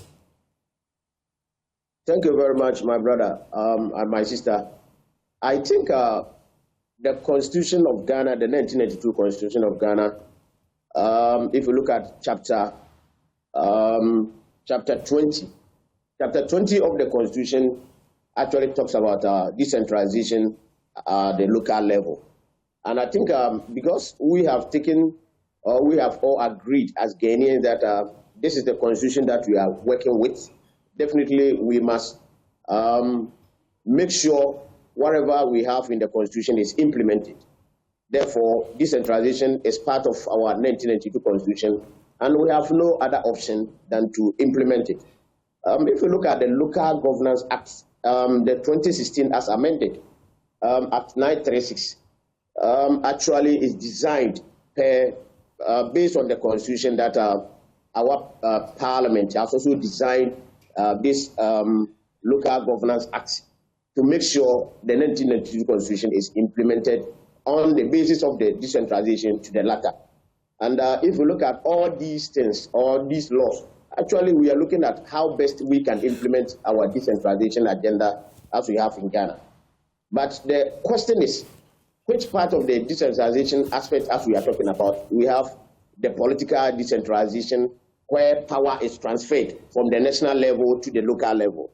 Actually, normally, if you look at that aspect of our Constitution or the Local Governance Act, we have done a lot in that perspective. Then we talk about fiscal decentralization, where resources are also transferred from the national level to the local level. We have implemented to some part. Then we talk about the administrative decentralization, where staff are being transferred to the local level to implement policies of government or the country. And if you look at all these aspects, then we have also agreed that we are going to work with economic decentralization, where we are talking about the local economic development. And we are looking at the resources that we have at the local level, how we are making sure these resources are utilized to the local people or to the benefit of the local people. If you look at all these aspects that I have spoken about, what we are lacking most of the time is the physical decentralization. But I must commend this government. If you look at how they are able to transfer resources to the local level, I think we need to commend them, and we have to make sure they continue in that aspect, because the finance minister and even the president has told us that they are working to make sure they transfer 80%, at least 80% of the district assembly's common fund to the local level for the needed development. And I think they've done quite well as we speak now. But I was told, per my last checks, if you look at the third quarter of the district assembly's common fund, we were all thinking that even the finance minister told us that the monies have been transferred to the assemblies. But per my last checks, it is not accurate. So if they are able to complete that cycle, I think we are heading towards something that I think our decentralization, we are making it more meaningful. Right.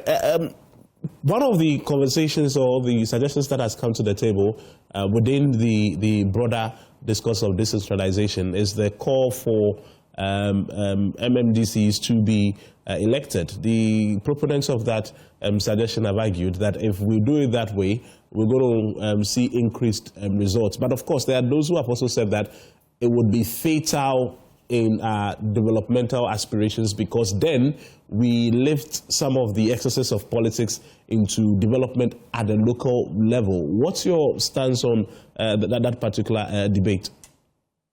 Yeah, I think what we have all agreed to do is the elections of MNDCs. I think, especially when we are talking about all of us, we are talking about the political actors, the MPP and the NDC, all the time that we normally see. But the issue now is the question that some of us are asking is that how are we going to do it? Are we going to do it based on partisan level or non-partisan? That is where the question is. Because I can't remember in 2018, the then administration, President Akufo-Addo, decided that this is part of my powers in the Constitution. If you look at the 243 of the Constitution, clearly there must be a district chief executive per the law. Everybody is a district chief executive. There must be a district chief executive, and that person must be appointed by the president. So the president then decided that this is a power that I have, but let me give it to the people, so that the people will have opportunity to elect their own MDCs. The process is started. Some of us were part of it at IDEC level, at CDD level, and all that. So I'm happy that Professor H. Kwasi Prempeh was in charge of the amendment to our constitution, the commission. He was in charge. So I read through, and my question is that how are we going to do it? Are we going to have it partisan or non-partisan? Because for whatever is on the ground now, everybody agrees that we have to have our MNDCs elected so that they will be accountable to the people instead of the president. But the question has to be, the last one that we wanted to do, the NDC was for non-partisan, and the MPP was for partisanship. So what we have now, how are we going to do it? Because, my brother, the understanding, the idea, and the reality on the ground is that though when you get to every assembly, the only appointed person that we would normally look at is the other MNDC, and the rest, these are staff that have been transferred from the local government service to the assemblies. But the key actors at the assembly are our assembly members. And I can tell you for a fact, this assembly per the Constitution, Article 55.3, that political parties are not supposed to be part of our decentralization at the local level when it comes to election of MNDCs. But my brother, we are just lying to ourselves. I'm telling you, when you get to the assembly, even the political parties, MPP, NDC, they go for primaries at the electoral area to elect somebody to be the assembly member before the election. But when we come, why is it that the question I always ask myself, what is it that immediately after our district assembly elections, the NDC will organize a press conference and tell you out of the 9,000 something electoral units that we have in Ghana, we won 5,000. Then MPP will also come, oh, it is never true. Out of this 9,000, we also won 6,000. So why are we lying to ourselves? So the elections for the MNDCs is no in doubt. All of us, all the political parties accept that. Right. But my question is, how are we going to have it? Right. Now, is it going to be partisan or non-partisan? That is where the problem is now. Okay, thank you very much, Mr. Bediako. But in all that, let's look at this aspect of decentralization. How has decentralization improved the country's development? And as far as all the three types are concerned, the administrative aspect, the political aspect, the economic aspect, where does Ghana's strength lies most? I think we have improved. We have improved, and the decentralization also has helped our local people. Actually, what some of us think must be done and must be done well is the election of MNDCs, either partisan or non-partisan. We have to focus our discussions on that, so that the person elected will be accountable to the local people. Because if the person is accountable to the local people, definitely their development. Because when you get to the assembly members approve budgets and the action plans of the assembly alone, and these action plans and the budgets are coming from the local people themselves. Mr. Bediako, not to cut you. Mr. Bediako, not to cut you, but talking about the partisan election of MMDC, still on the same tangent anyway. I'm curious, what is going to happen if, peradventure, let's assume that in a particular enclave, somebody is elected on the party's ticket, but that party is not in power? You don't think that would be a crisis that we'll have to deal with? No. I don't think so. You see, we need to have people. So the question I always ask myself is that when we have the presidency being a political, we elect our president. Is that not it? Yeah. Then we elect our members of parliament. Member of parliament for currently my constituency, Jamai South, we have the only MP representing the MPP in the Bron region. But that doesn't mean that the central government what the central government is supposed to do for the people of Jama South, the central government will not do it. They will do it. You see, because the idea is that if a government is in power and the NDC is not from that government, that will even make you more responsible as an NDC. You are working for the people to know that, oh, this person, when his government is in power, definitely they can do a lot for the people. So the people will always give you the opportunity to serve them. So anybody who will say, okay, if my government is not in power and I have the MC will not develop the area. No. Every political actor knows that if you are able to perform well, the people will continue to have the opportunity or to have faith in you and confidence in you to, elect you again. And every political actor knows that when I'm elected, definitely I want to move forward. Either I will become a member of parliament or my party will win the next general elections. So that person will work perfectly for the people. It is about the people, but not you as an individual. So I don't agree to that. Because we have MPs who are not from the same political party and they are performing. What is it that if we have an MDC who is not from the same political party that is in power, that MDC cannot perform? No, I don't agree to that. So you don't think that there can be any sabotage, stifling whatsoever? It's not a possibility for you in your books?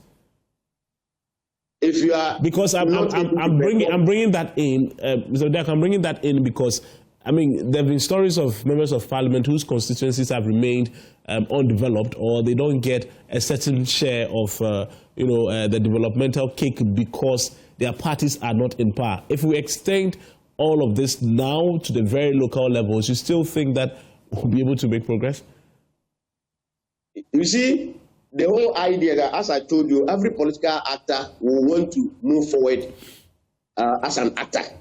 And if you want to sabotage your people, or the central government will want to sabotage you, definitely we will have other areas. And those areas, you see, when we are able to strengthen our assemblies and they are able to generate more, they are able to generate, the internally generated fund is improved. Definitely, they will not even be relying on the central government distant funds. But because you are also aware that the next election is ahead of you, and you are supposed to work for the people to know that this person performed creditably well. I can tell you, if we are able to leave some of the immediate past MNDCs to go and contest in their areas, as compared to somebody who has been in power for just 1 year, the one who just left power is going to win the election. I'm telling you, because of the issues, how the person was able to address the issues at the local level, how the person was able to relate with the people at the local level and all those things. The people still have confidence in that person. So it is about how you develop yourself, how you associate yourself with the people, how you are going to work diligently for the people, and the people will continue to have confidence in you. As most of the, you go to some places in Volta region or Ashanti region where MPP is not strong or NDC is not strong, but the MP at that area is always winning elections. What have you asked yourself why the MP is always winning elections? All right, Bidaku, that point is well noted. Let's narrow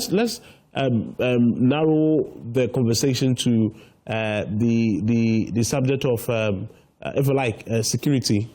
Security across the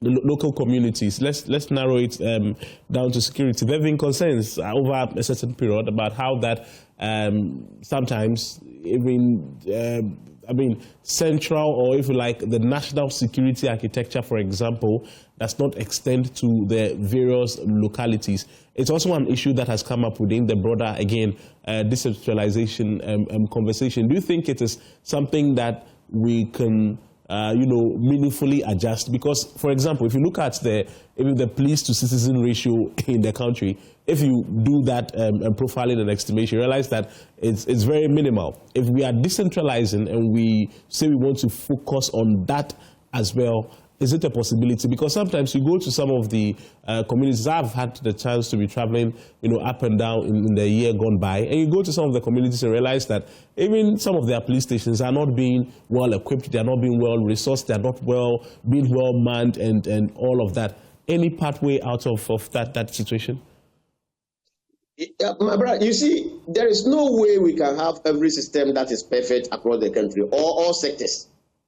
There is no way, but we need to work towards wherever we have seen that we have challenges at that level and all those kind of things. For example, people have argued that if we have MNDCs elected and on partisan basis, as we were discussing earlier on, definitely, if you look at the law, it says that the MNDCs are the head of security in the district. So if the person is not coming from the central government or the power that be, those who are in power, definitely the person cannot. So my argument has been that let us amend the law. When we amend the law, let's make the district police commanders heads of the security at the district level. Because when we are going for elections, definitely all the time, what we see that we have election task force in every district. This election task force is always being chaired by, the committee is always being chaired by the district police commander, not even the MC or the DC. But the only thing that they do is they will present their budget to you and all those kind of things. Then you look at it, how best you can finance their budget and all those kind of things. But those who are in charge during elections are the district police commanders. So why can't we amend our laws to make sure that the MNDCs are no more going to be heads of security at the district level, but the district police commanders who are always in the system? So if we are able to amend the law, definitely it will reflect on the ideas and the decisions that we are looking at.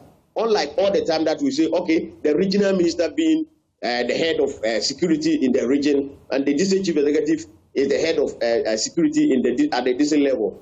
That's why sometimes people also feel that the MNDC, because they are not coming from their political party, they don't treat them fairly. But they have confidence in the district police commanders. So let us amend the law, make sure the district police commanders are heads of security at the district level instead of the MNDC. So apart from reforming the law and having DCs elected, in your opinion, if you had the full power to reform decentralization, what would be your first target? What would be your first aim? The reform will start from the election of MNDCs. That's my first point.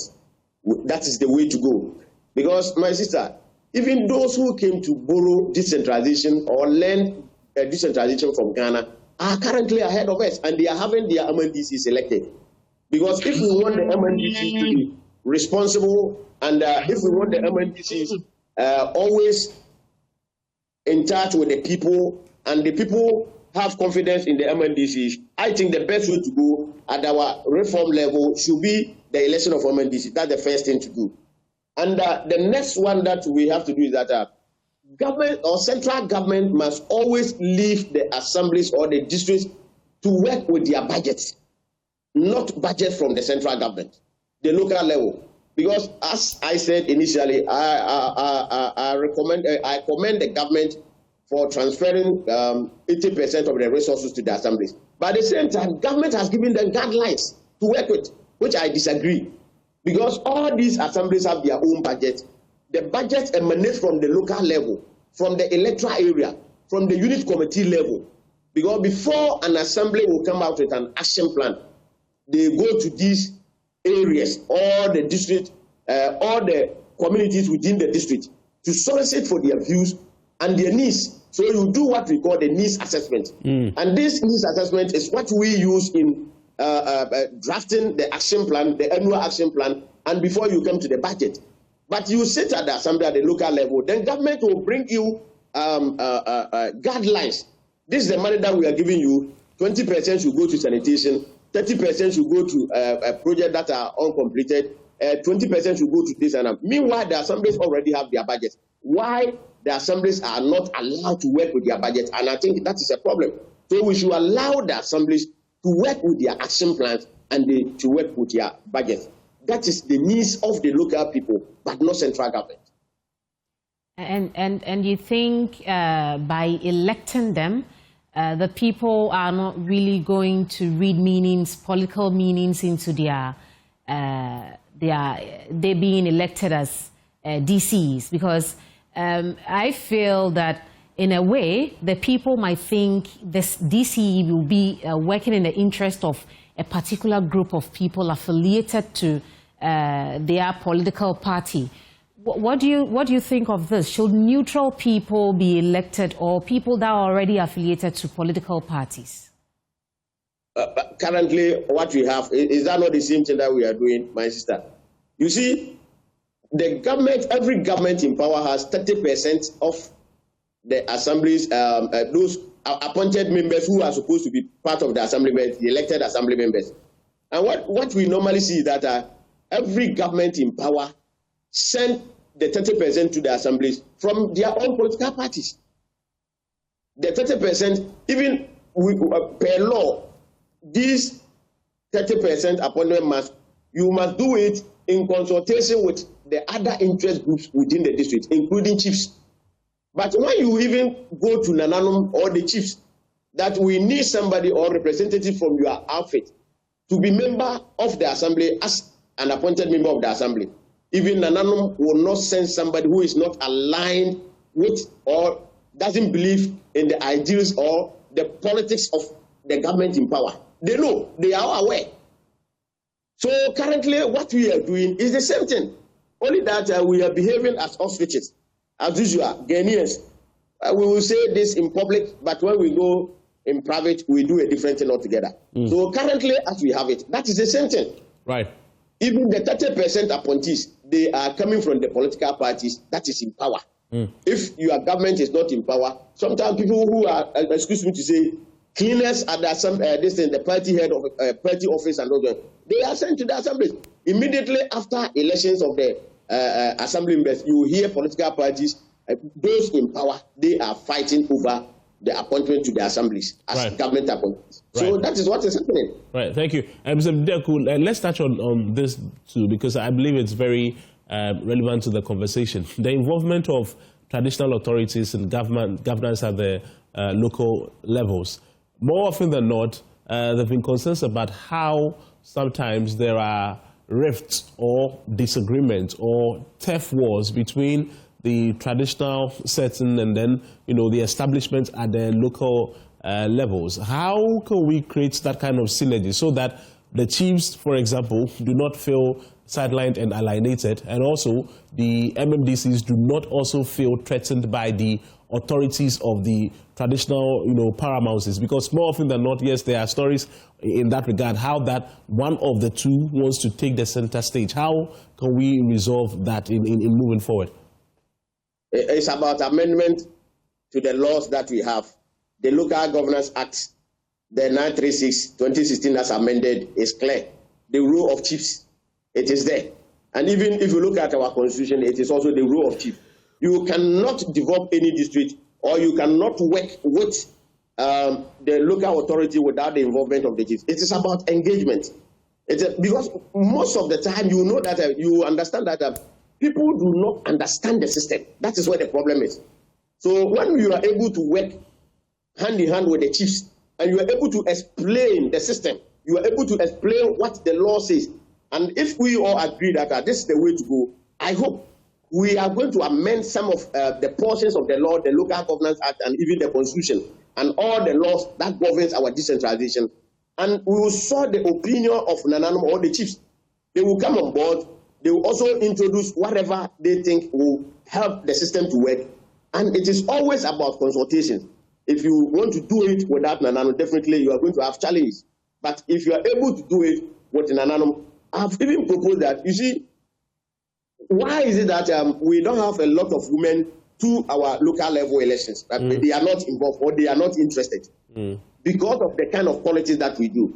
So I've been thinking that I've proposed that, okay, if we are going to have the election of MNDCs on partisan, let us make law to guide these political parties. All the political parties make sure about 30% at their stronghold should be given, should be reserved for women. And we can get a lot of women to our local level. But when we leave it at this, the men will always bully the women, and they will not have the opportunity to get into the assemblies. Same as Mr. Bediako, Mr. Bediako, don't you think involving the chiefs is is rather going to bring conflict of interest and serious risk? No. It is, as I said, it is about the law. How we, all of us, you, those of you in the media, let us all come together. Okay, this is the way to go. This is what the law says. If we propose, we have members of parliament. So the question I always ask myself, why is it that the members of parliament do not have challenges with some of these chiefs, but always about the assemblies? Because the assemblies are always with the people at the local level. Whenever they need anything, whatever they need is the assembly that they first of all go to.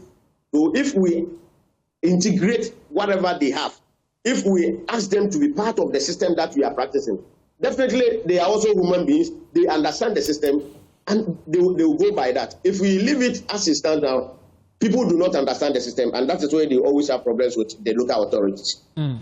So you do not foresee that the clash that we are anticipating. Still on this particular beat, let's now talk about internally generated funds. There have been concerns about how that when it comes to the mobilization of IGFs, there are porous structures which therefore do not help the governance structures at the local level to thrive financially. What sustainable means do you think can be incorporated in the mobilization of IGFs to supplement what, of course, comes from the broader national basket? Yeah, there is currently, I know, the previous administration, there was a bill that the finance minister, together with the local government minister, Honorable Dambuki, they were working with. I don't know if it is still in Parliament. It is called the local authorities financing bill. I don't know if it is still in Parliament. I think that is the way to go.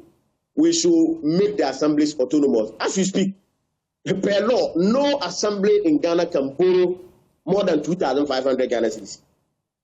But when we have this bill, definitely the assemblies will be in a position, if you have the resources that will enable you to borrow from other areas so that you can pay.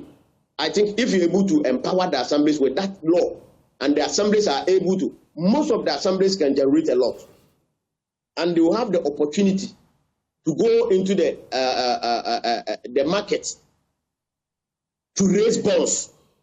And if they are able to do that, most of the assemblies have the capacity to pay back, not from the central government. Most of the assemblies have the capacity. Can you talk of KMA, AMA, and other assemblies that will go to the market, that we want to raise bonds, and they cannot get it? They can get it.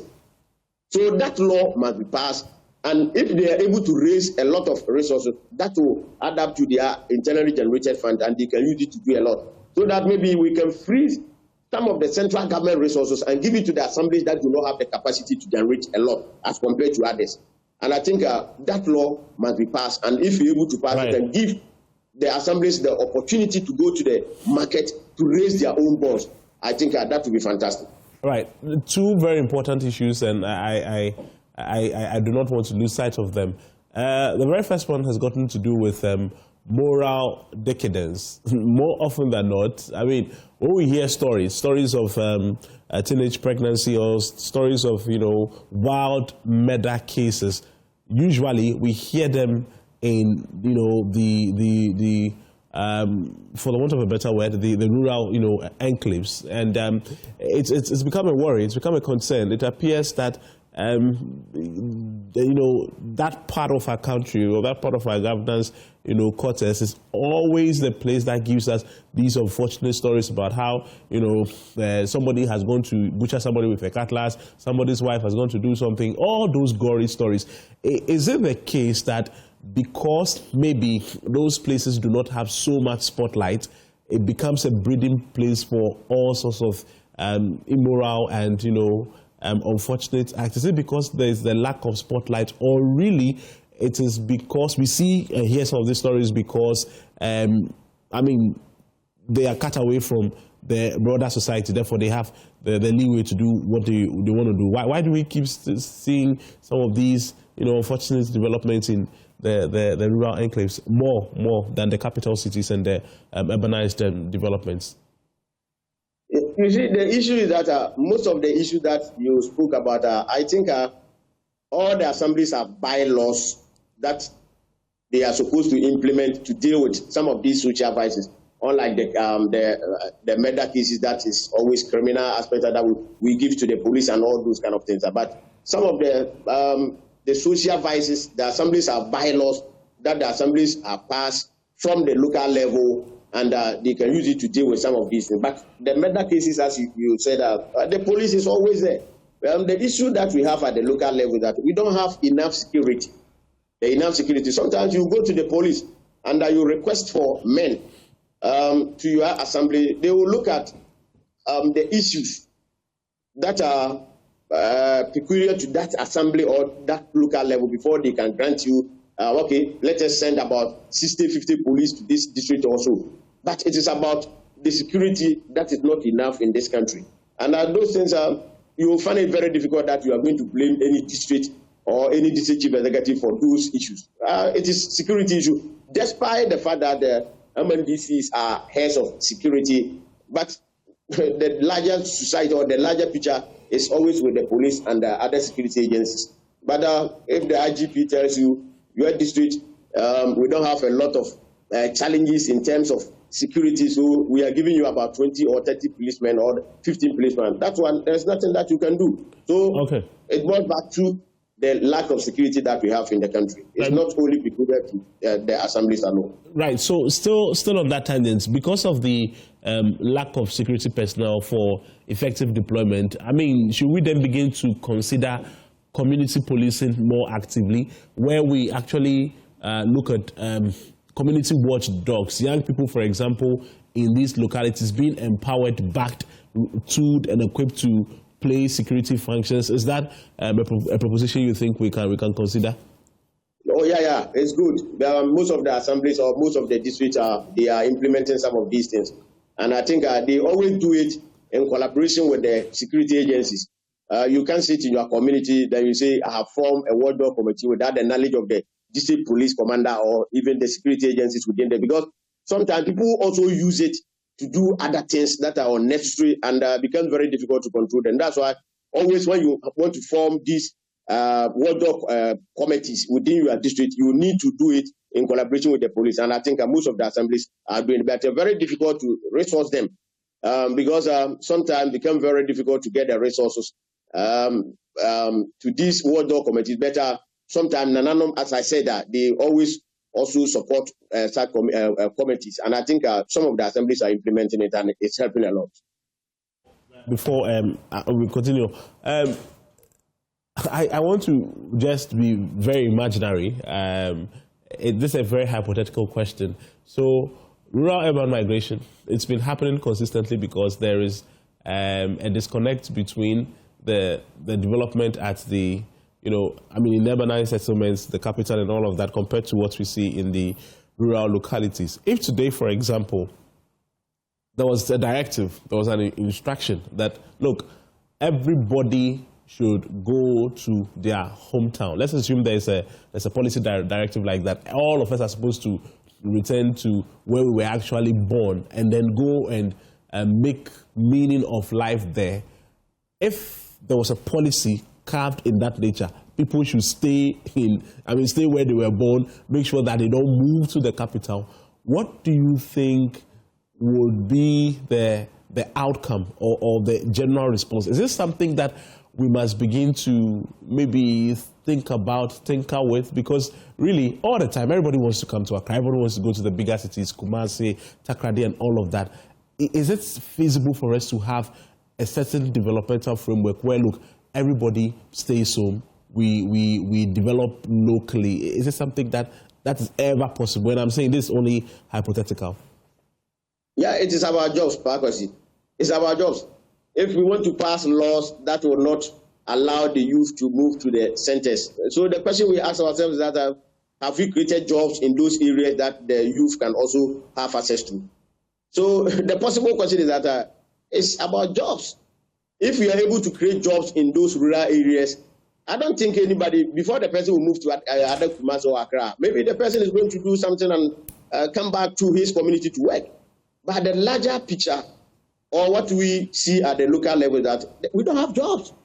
So if you're able to create jobs for the youth at the local level, I don't think they will fancy moving from the rural communities to the urban areas. So it is about jobs. We ask our governments, have we created a lot of jobs at the local level so that the youth can get access to jobs?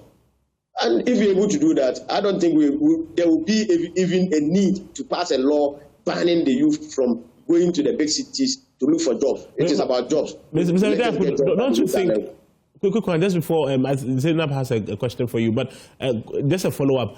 Don't you think beyond jobs, it could also be an issue of modernization in the sense that, yes, most of the rural enclaves are not so sophisticated in terms of development. They don't have like the vibe of life. They are not places you want to really, stay. So that even if we had jobs, there is now something else to do with. You see, the modernization, as I said, the person might be going to the big city, and definitely because the person has a job at the local level, the person will not stay there. So if it's about modernization, okay, let me go to Accra or Kumasi to see what is happening there. 2-3 days, the person will come back to his community to come and work. But if the job is not there, because if you ask the youth who have moved from our rural areas to the urban areas, they tell you there isn't being jobs. So they will not tell you it because of urbanization. They will tell you we are going to look for jobs. So if they have jobs at the local level, definitely the person will even move to the city. But 3 days, 4 days, the person will come back to the community. Right. So Mr. Bediako, per what you just deliberated on, what are your recommendations? What do you think government should do to improve employment in those rural areas? Right. And apart from the common fund, what else do you think can improve the issue of unemployment? You see, we need to empower the assemblies. Let's empower the assemblies. Let them get their independence. They should not be controlled from the central government. And some of the assemblies have potential to create jobs. But because they don't have the capacity, it becomes a challenge. For example, as we are talking about the common fund, as you mentioned, if we are able to send about 80% or the 90% of the common, because the law is clear. Government is supposed to generate revenue. And the law says that if that revenue is generated, not less than 5% of that revenue should be sent to the assemblies. But what you see is that the government over the years are not supposed, they are not willing to do that because we don't want to empower the assemblies. If we are able to empower the assemblies, then some of the assemblies have the potential to create jobs. But the capacity to create the jobs is not there. If they have, as I said, we are able to empower them, we are able to give them the law that will enable them to go into the international market to raise bonds so that as in the form of loans, they can use some of these things, and even some of the companies will be willing to go and work at the local level on the basis that if we are able to do this, at the end of the day, we will get our money back, and they can do it.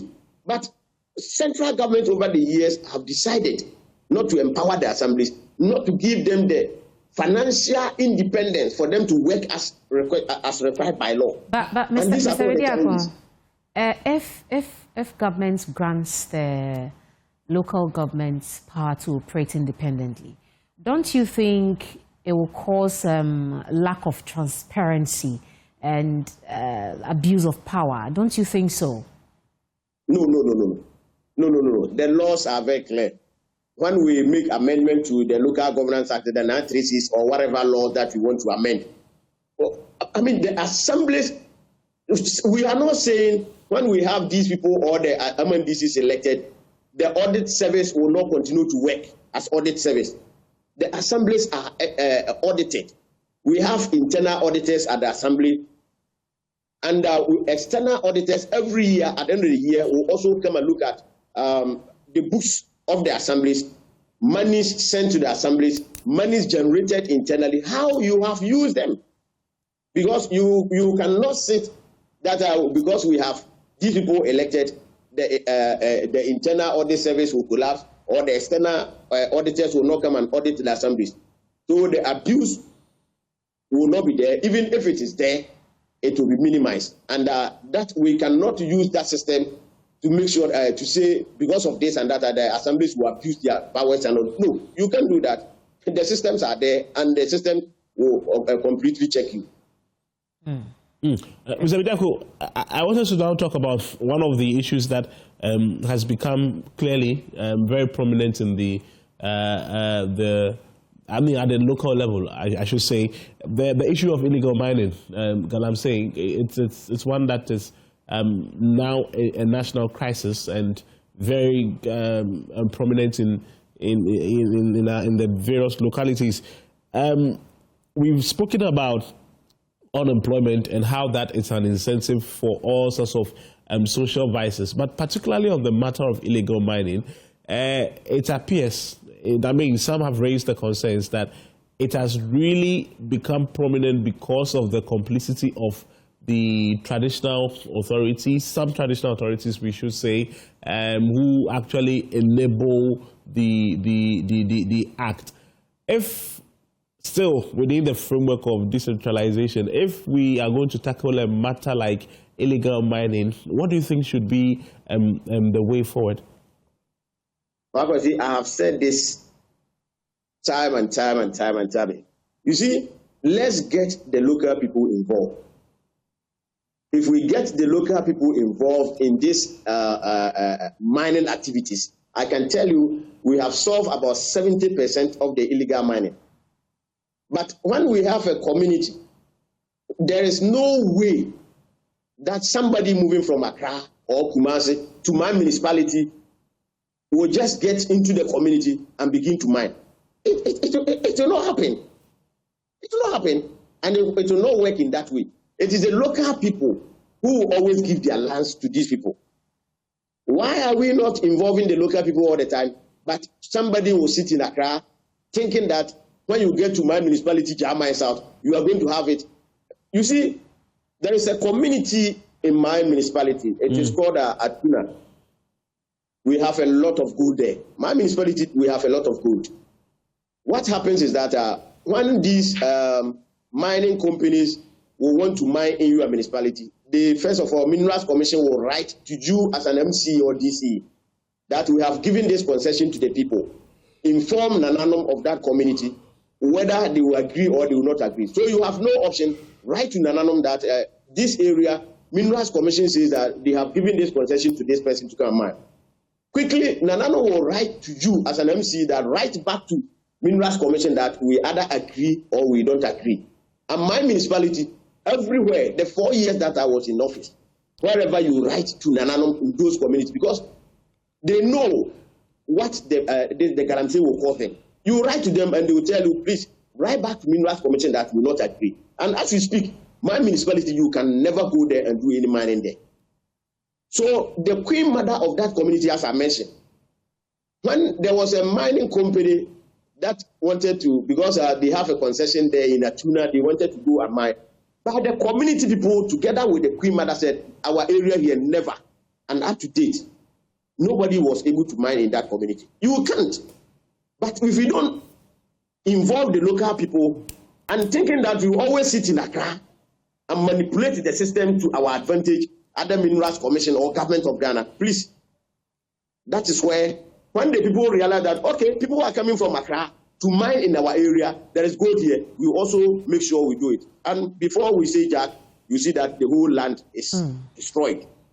So let us always involve the local people. We shouldn't be thinking, sitting in Accra and thinking that we have all the knowledge and we can manipulate the system to our advantage. The people will resist it.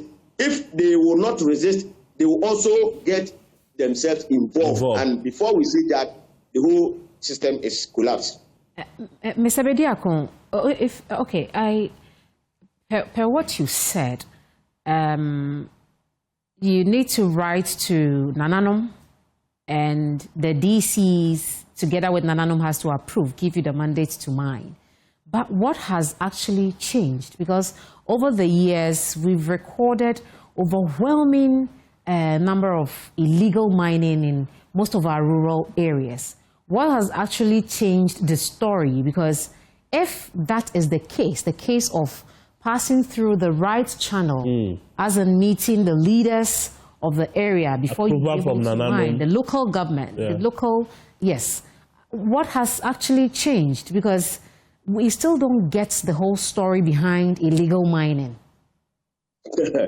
You see, if there's any illegal mining going on in your municipality and you are a DC or an MC and you tell me you have no idea about it, I will just look at your face and laugh.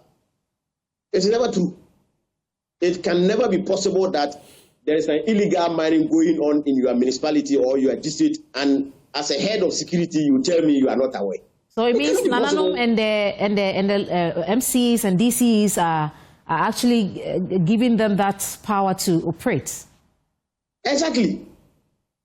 Exactly, my sister. Because you cannot tell me my community there is mining going on as a chief, and I will tell you I'm not aware. Who gave the land to the people?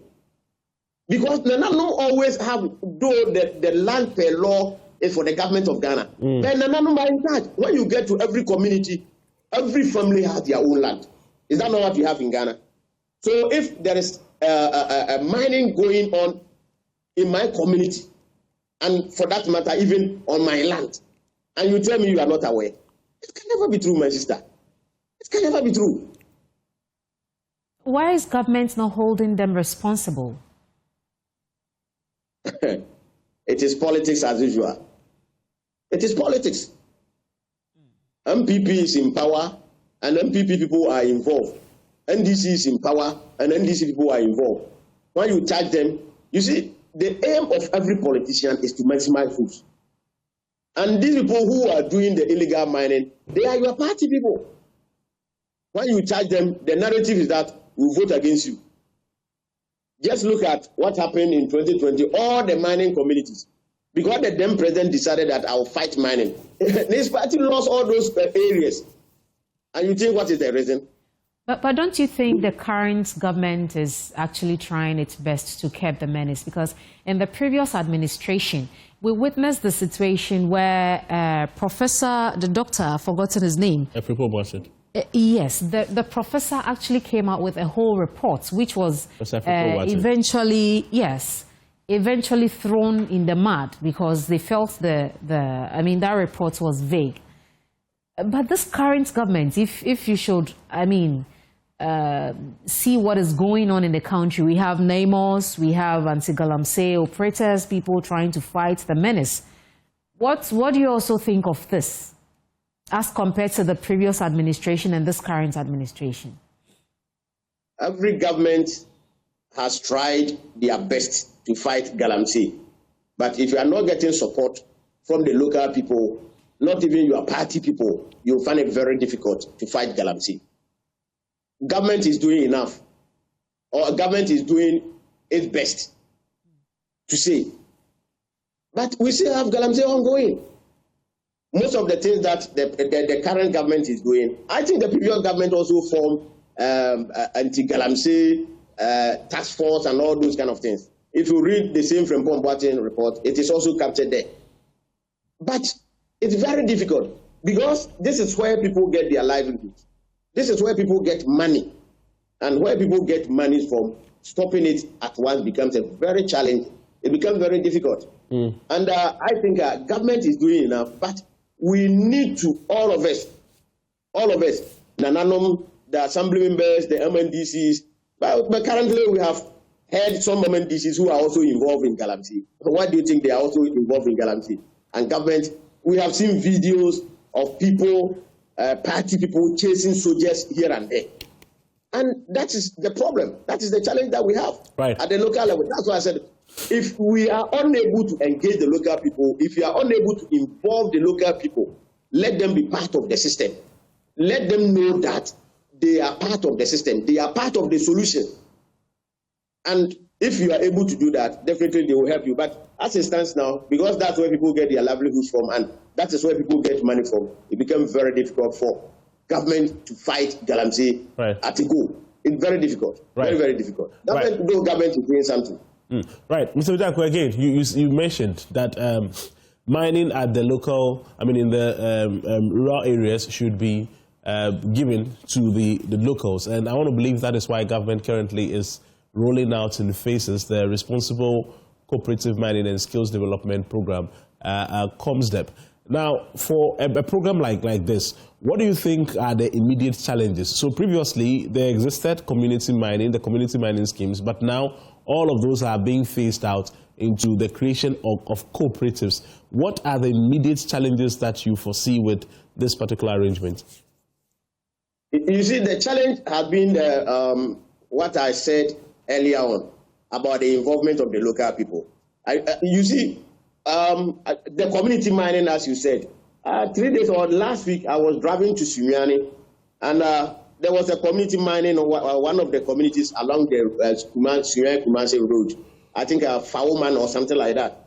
So I stopped and I asked some of the people, are the people still doing that community mining? And they told me, no, they have stopped. Yeah. I asked the person, why?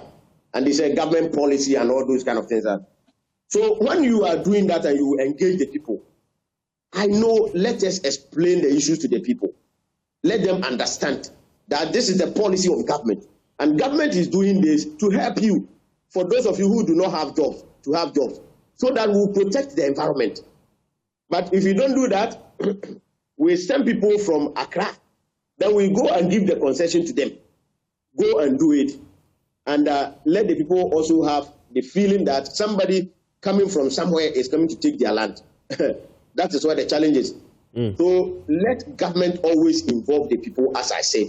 When we involve the local people, those who are willing to be employ them, let them work, pay them, educate them, let them know the need, why government is doing all those things, so that the benefits, as they also have the opportunity to get it. If you don't do that and you want to impose it on the people, definitely you fail. Right. Still on the cooperative mining program, COMSDEP, being implemented by government, there are other aspects of the program that focus on skill development, such as hairdressing and all the other relevant skills that could help young people make a living. Do you think initiatives of that nature can prosper in the rural areas, especially where Galamsey happens? Because the conversation has been that Galamsey is fruitful, it's more rewarding. I mean, when people say that when they go to the mining sites, they're able to make a lot of money. But now there is an arrangement to take all of that out and then bring in skill development programs that also will give them an economic livelihood.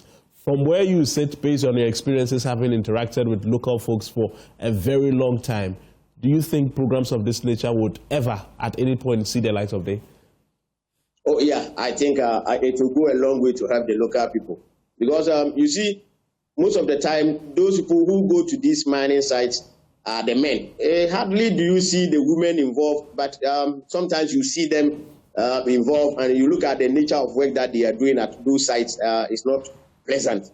But when we're able to create that avenue, if the man is not even in the house, the woman will also get something doing in the house, either being a hairdresser or a seamstress and other things that they are able to. So I think if government is able to implement it to the latter, we give them support. You don't train them and leave them just like that. You train them, give them the necessary resources so that they can work with. Right. Okay, all right. Mr. Bediakon, what are your final words? What are your takeaways? What would you want to share with the general public? Yeah, one, I am all for the election of NDCs, and I think even Afro Barometer survey, CDD survey, IDEX survey, everything points to the fact that Ghanaians, that's the way we want our assemblies being implemented. We have to have our local representatives elected. And some of us, we are served for the election of NDC based on the partisanship. Because if we look at the 2010 Professor Moore's white paper on the Constitutional Review Commission, he indicated that when we want to have them elected, we should the president will elect or nominate 5 people to Public Service Commission for interview, then bring 3 people to the local level for them to be voted on. If you do that, it's still partisanship. There is no sitting president that will nominate 5 people, and those 5 people will not come from his political party. It will not happen. So it is still partisanship. So we should not pretend, we should not behave as ostriches that we want to have our MNDCs elected, but they are not on partisanship. If we want to do that, as we are talking about the assembly members' elections, as we have currently, both MPP and NDC have their people elected at the electoral area before they face the people for the general elections. So we will pretend that if we want to have NDCs elected, and it will not be on partisanship. The MPP and NDC will never have elections in this country that they will not get themselves involved. It will never happen. We should not behave. So election of NDCs on partisanship, and it will take away all this winner takes all from this country.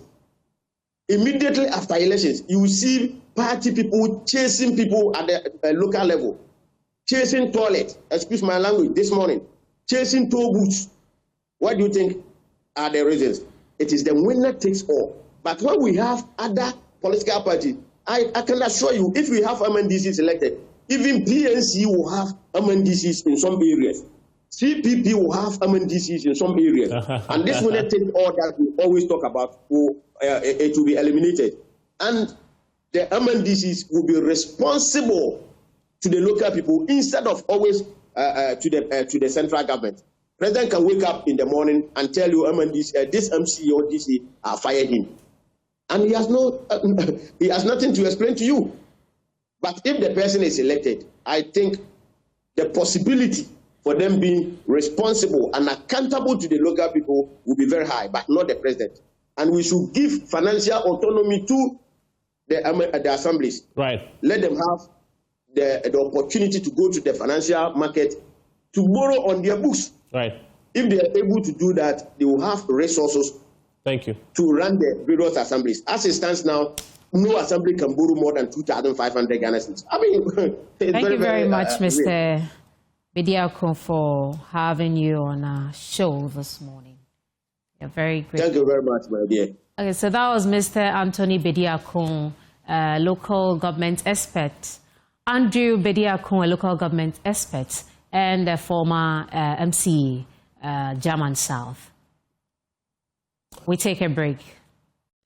We're back. It's still the AM show here on the Joy News channel. Today is the second installment of the show in the year 2026. And of course, today, like we earlier indicated, it's not your regular faces, of course. Today, we are just, flipping the status quo a little. Yesterday, the President of the Republic, His Excellency John Dramani Mahama, addressed the country in this particular year. And very soon, we're going to open the phone lines for you to call in and, of course, express your thoughts on that particular development. But Zainab, you listened, I believe, you listened to the President yesterday. I did. I did. It's, well, I would say it's very impressive. Right. It carries lots of motivation. And then I think going forward, as in the subsequent years, we are going to experience more of his good performances. We hope the government keeps up to the message, and then we see more improvements in the near future. Personally, my point of excitement was the emphasis on the youth, how that young people have to be, empowered, resourced, and all of that. That for me was a big takeaway. And so we're going to listen to the President, that full message yesterday. When we come back, we open the phone lines. As we stand at the threshold of a new year, I come before you with a heart full of gratitude and renewed determination. Tonight, as families gather across our beloved nation, from the shores of Keita to the savannah plains of Bolgatanga, from the forests of the western region to the vibrant streets of Kumasi and Accra, I extend my warmest wishes to every Ghanaian, wherever you may be. A happy new year to all my fellow citizens. Exactly 6 days from now, we shall mark the first anniversary of the sacred oath I took before God and country. It was a solemn commitment to reset Ghana and build together the nation we all deserve. I can confirm that the promise of renewal we made was not mere rhetoric. It was a covenant, and we have begun to deliver on that covenant. 1 year ago, we inherited a nation in distress, an economy on its knees, unemployment crushing our youth, infrastructure crumbling, public trust eroded, and hope dimming in the eyes of our people. We're told that the recovery will take a generation, But I knew something our critics did not know. I knew the resilient spirit of the Ghanaian people. At the dawn of the new year, I stand before you to say our beloved nation Ghana is rising again. We've accomplished a lot together in the past 12 months through prudent management and difficult but necessary reforms. We've reduced inflation from the distressing levels above 23% by the end of 2024 and are hopeful to end 2025 with inflation at single digits of just above 5%.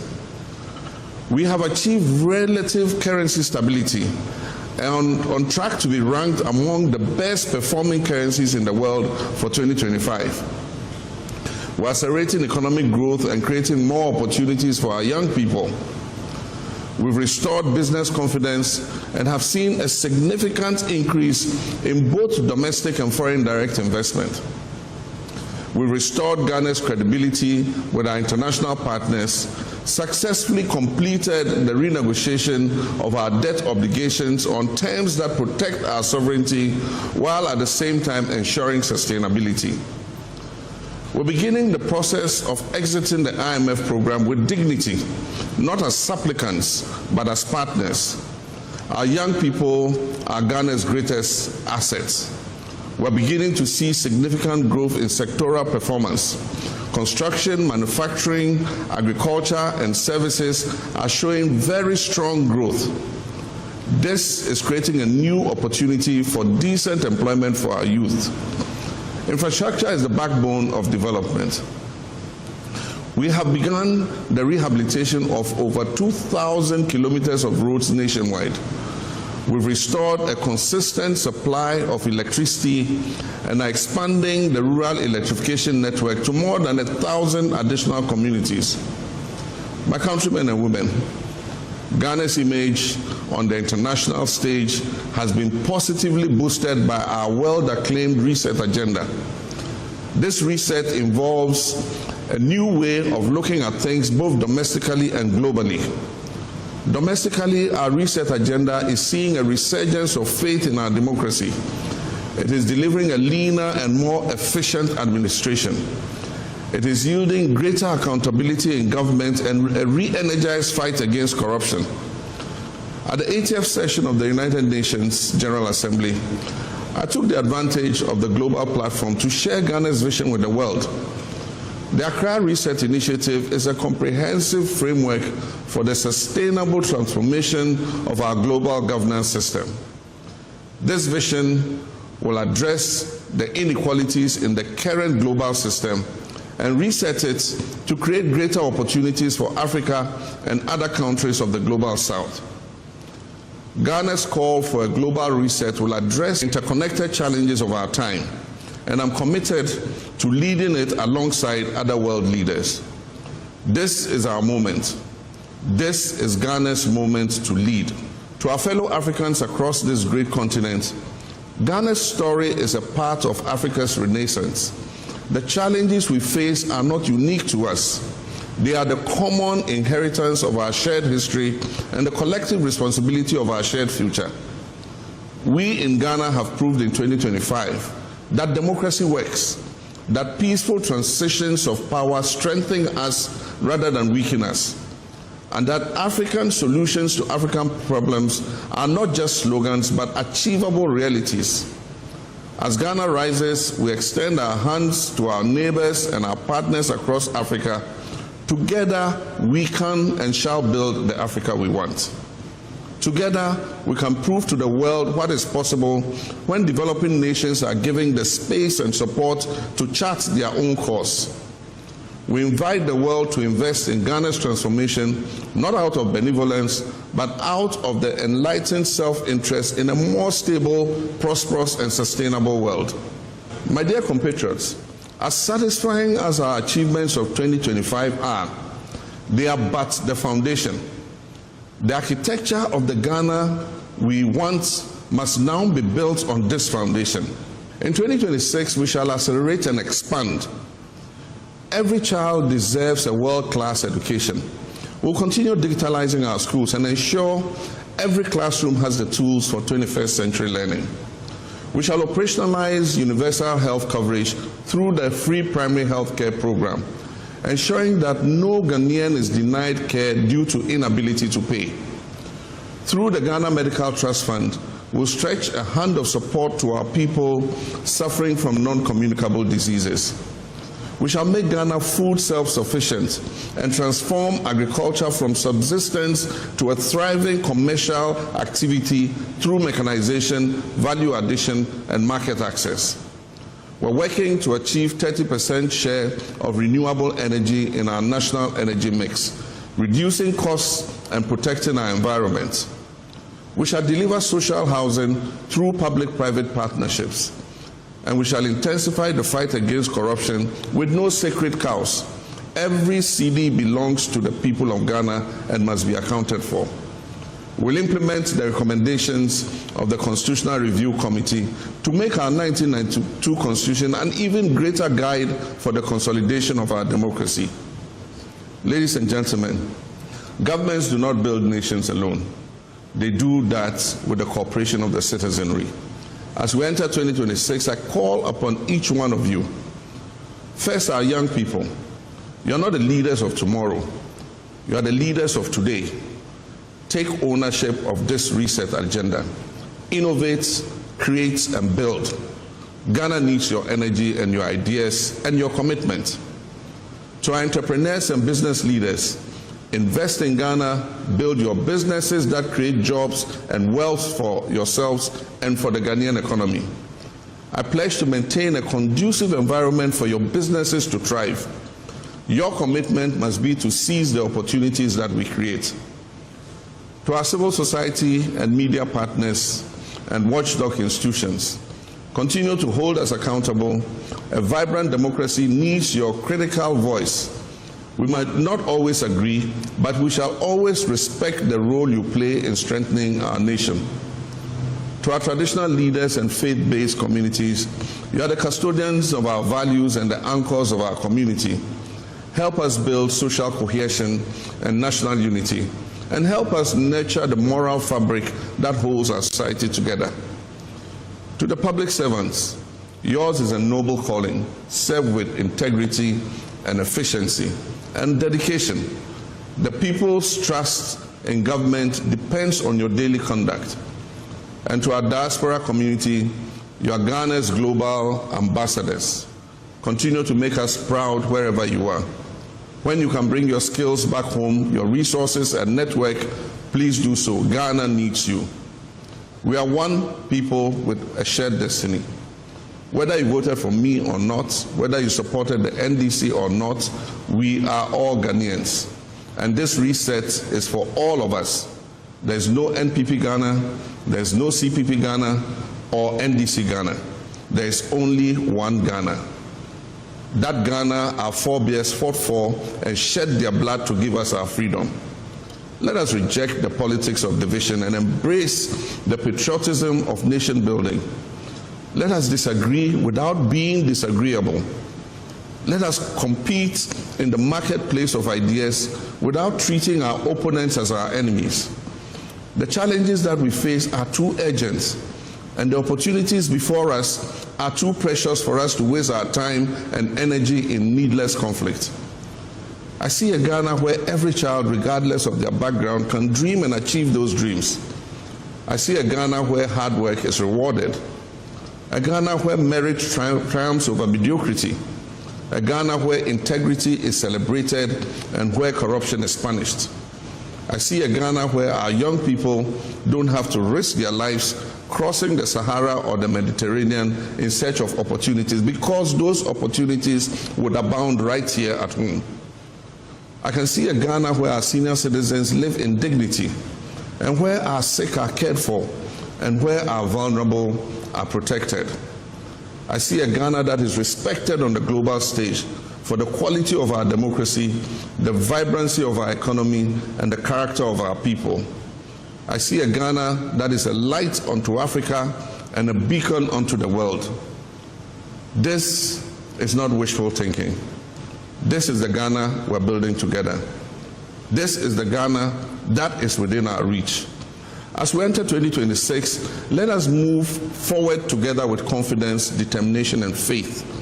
Faith in God, faith in Ghana, and faith in ourselves. Let us build on the foundation we have laid, and let us work harder, let us dream bigger, and achieve even greater things. Let us prove that the promise that inspired our founding fathers and mothers, and the promise that has sustained us through trials and challenges is not just a promise, but a prophecy that is waiting to be fulfilled. May God bless you all. May God bless our homeland Ghana and make her great and strong. Happy New Year, and may 2026 bring us all the prosperity, peace, and progress that we deserve as a nation. I thank you, my countrymen and women.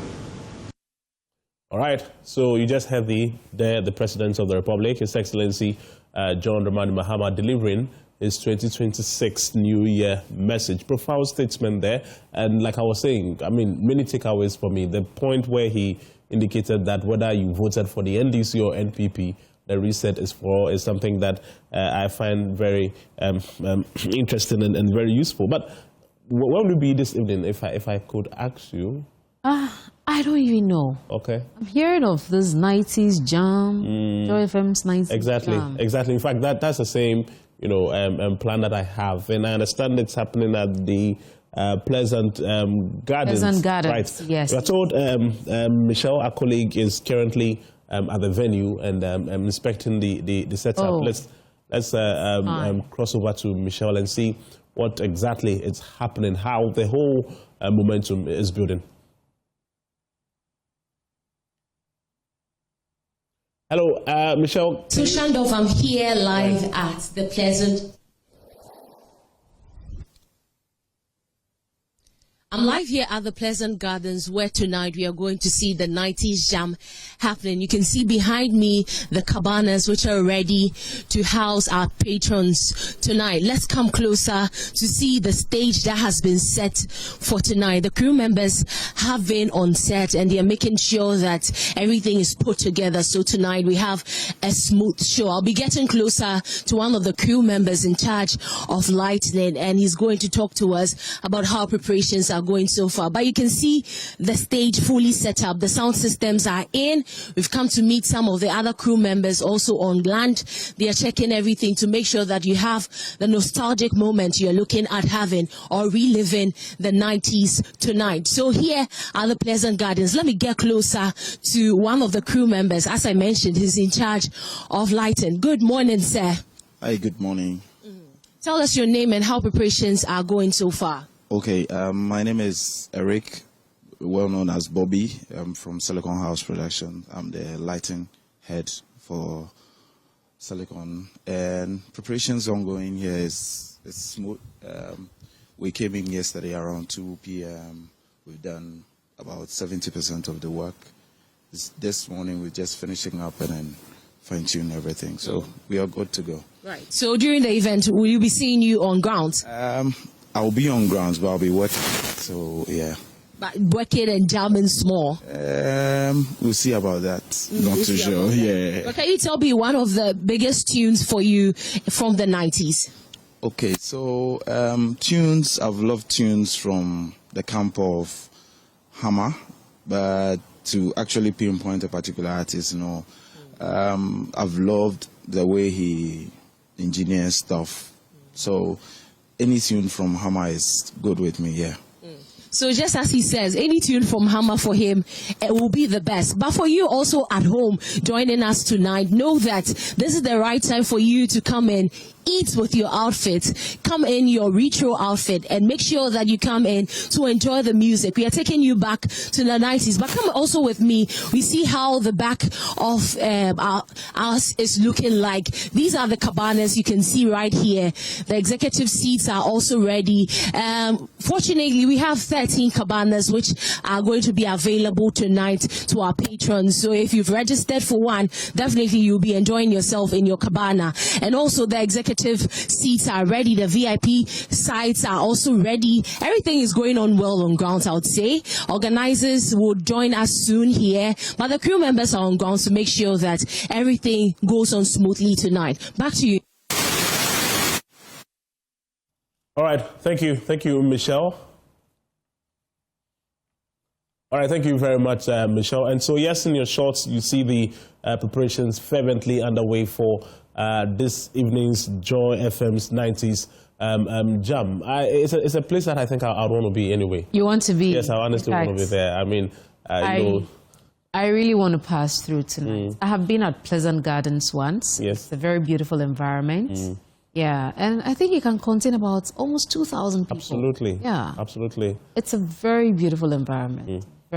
That's a good choice out there. I must commend the organizers. I agree. So yes, if you do not have any place in mind yet, in fact, if you even do have a place in mind yet, you could as well, change it and then join us at the Pleasant Garden this evening. In the meantime, you can now, of course, the number will be on your screen, 0302 211691 or 120302 211691, or you can do 92. Now you can call and let's have your bite on any of the issues that we have discussed from the time when we started up to now. You just have 15 minutes for that, and then we would be out of here. But let's talk about the year 2026 while we wait for the calls. If anybody were to ask you, Zainab, what's your biggest aspiration for this particular year? What would be your answer? My biggest aspiration? Well, I'm a public servant. I'm a citizen of this country. All I wish for is the well-being of the country. At least each and every individual, each and every citizen of this country must have a fair share of, the positive aspect of a country being ruled. I hope you get it. Job-wise, Okay, hold the thoughts briefly, Zainab, because there is Hamza from Ashaman who is connecting with us. Hello, good morning, Hamza, and Happy New Year. Good morning to your co-host and the whole multimedia family. In fact, the message of the president was very profound. And I wish all Ghanaians for now abandon politics and then support the government. When the country goes on well, it goes on for all. If it goes on well, it goes for all Ghanaians. So for now, we should go away with politics. And I always the staging of the political review will be fast, so that after we abandon politics, then we have the government for all of them. Secondly, I wish I could go to the JoyNews 19 plans, right? Yeah. Yes, how much is the ticket? Where will I get from? Okay, what? The 20th plan. Okay, you can come to Joy FM for the ticket. The program coming on, which time? Yes, by 6 p.m. you can be at Pleasant Palace, but Pleasant Garden, but I'm saying that for the tickets you can come to the front decks of Joy FM at Limley, yes, and then grab a ticket. All right. Okay, then for now I will thank you all for the video for the matter. Sure, thank you. Right, our next caller is Emmanuel. Emmanuel is calling us from Kumasi. Hello, good morning, Emmanuel. Good morning, Kenya. Yes, Happy New Year, Emmanuel. Same to you. I hope everything is fine. Yeah, all is good. All is well and good. You're live on air. Yeah. Thanks for your time, because it's been hard trying your lines when you give me the public they're not. But this time, my program for this year is, though government is intervening or campaigning for the private intervention, but one thing that government should do when it comes to private intervention, the moment you step in a program, the private personnel, they took advantage of it. For instance, when you talk of transportation, because assuming government is supposed to have its own transport system, why will it be difficult for a private bank to charge an exorbitant prices? For me saying this, and I'm also an executive director of this tri-sector, that is a Pragia, popularly known, if you are aware of it. Yeah. Since the low patronage, and then the mayor of the Kumasi, they try to mitigate certain measures that the people are charging exorbitant price. It is not their fault due to the traffic congestion and the driver. Right. Thank you. The driver.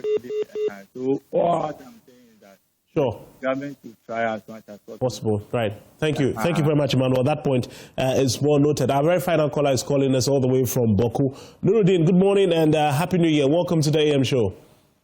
Good morning to JoyNews and all your listeners and viewers across the country and right. the globe. Right. You're live on air. Life is very bad in Boku, but we thank God that we have caused a new year.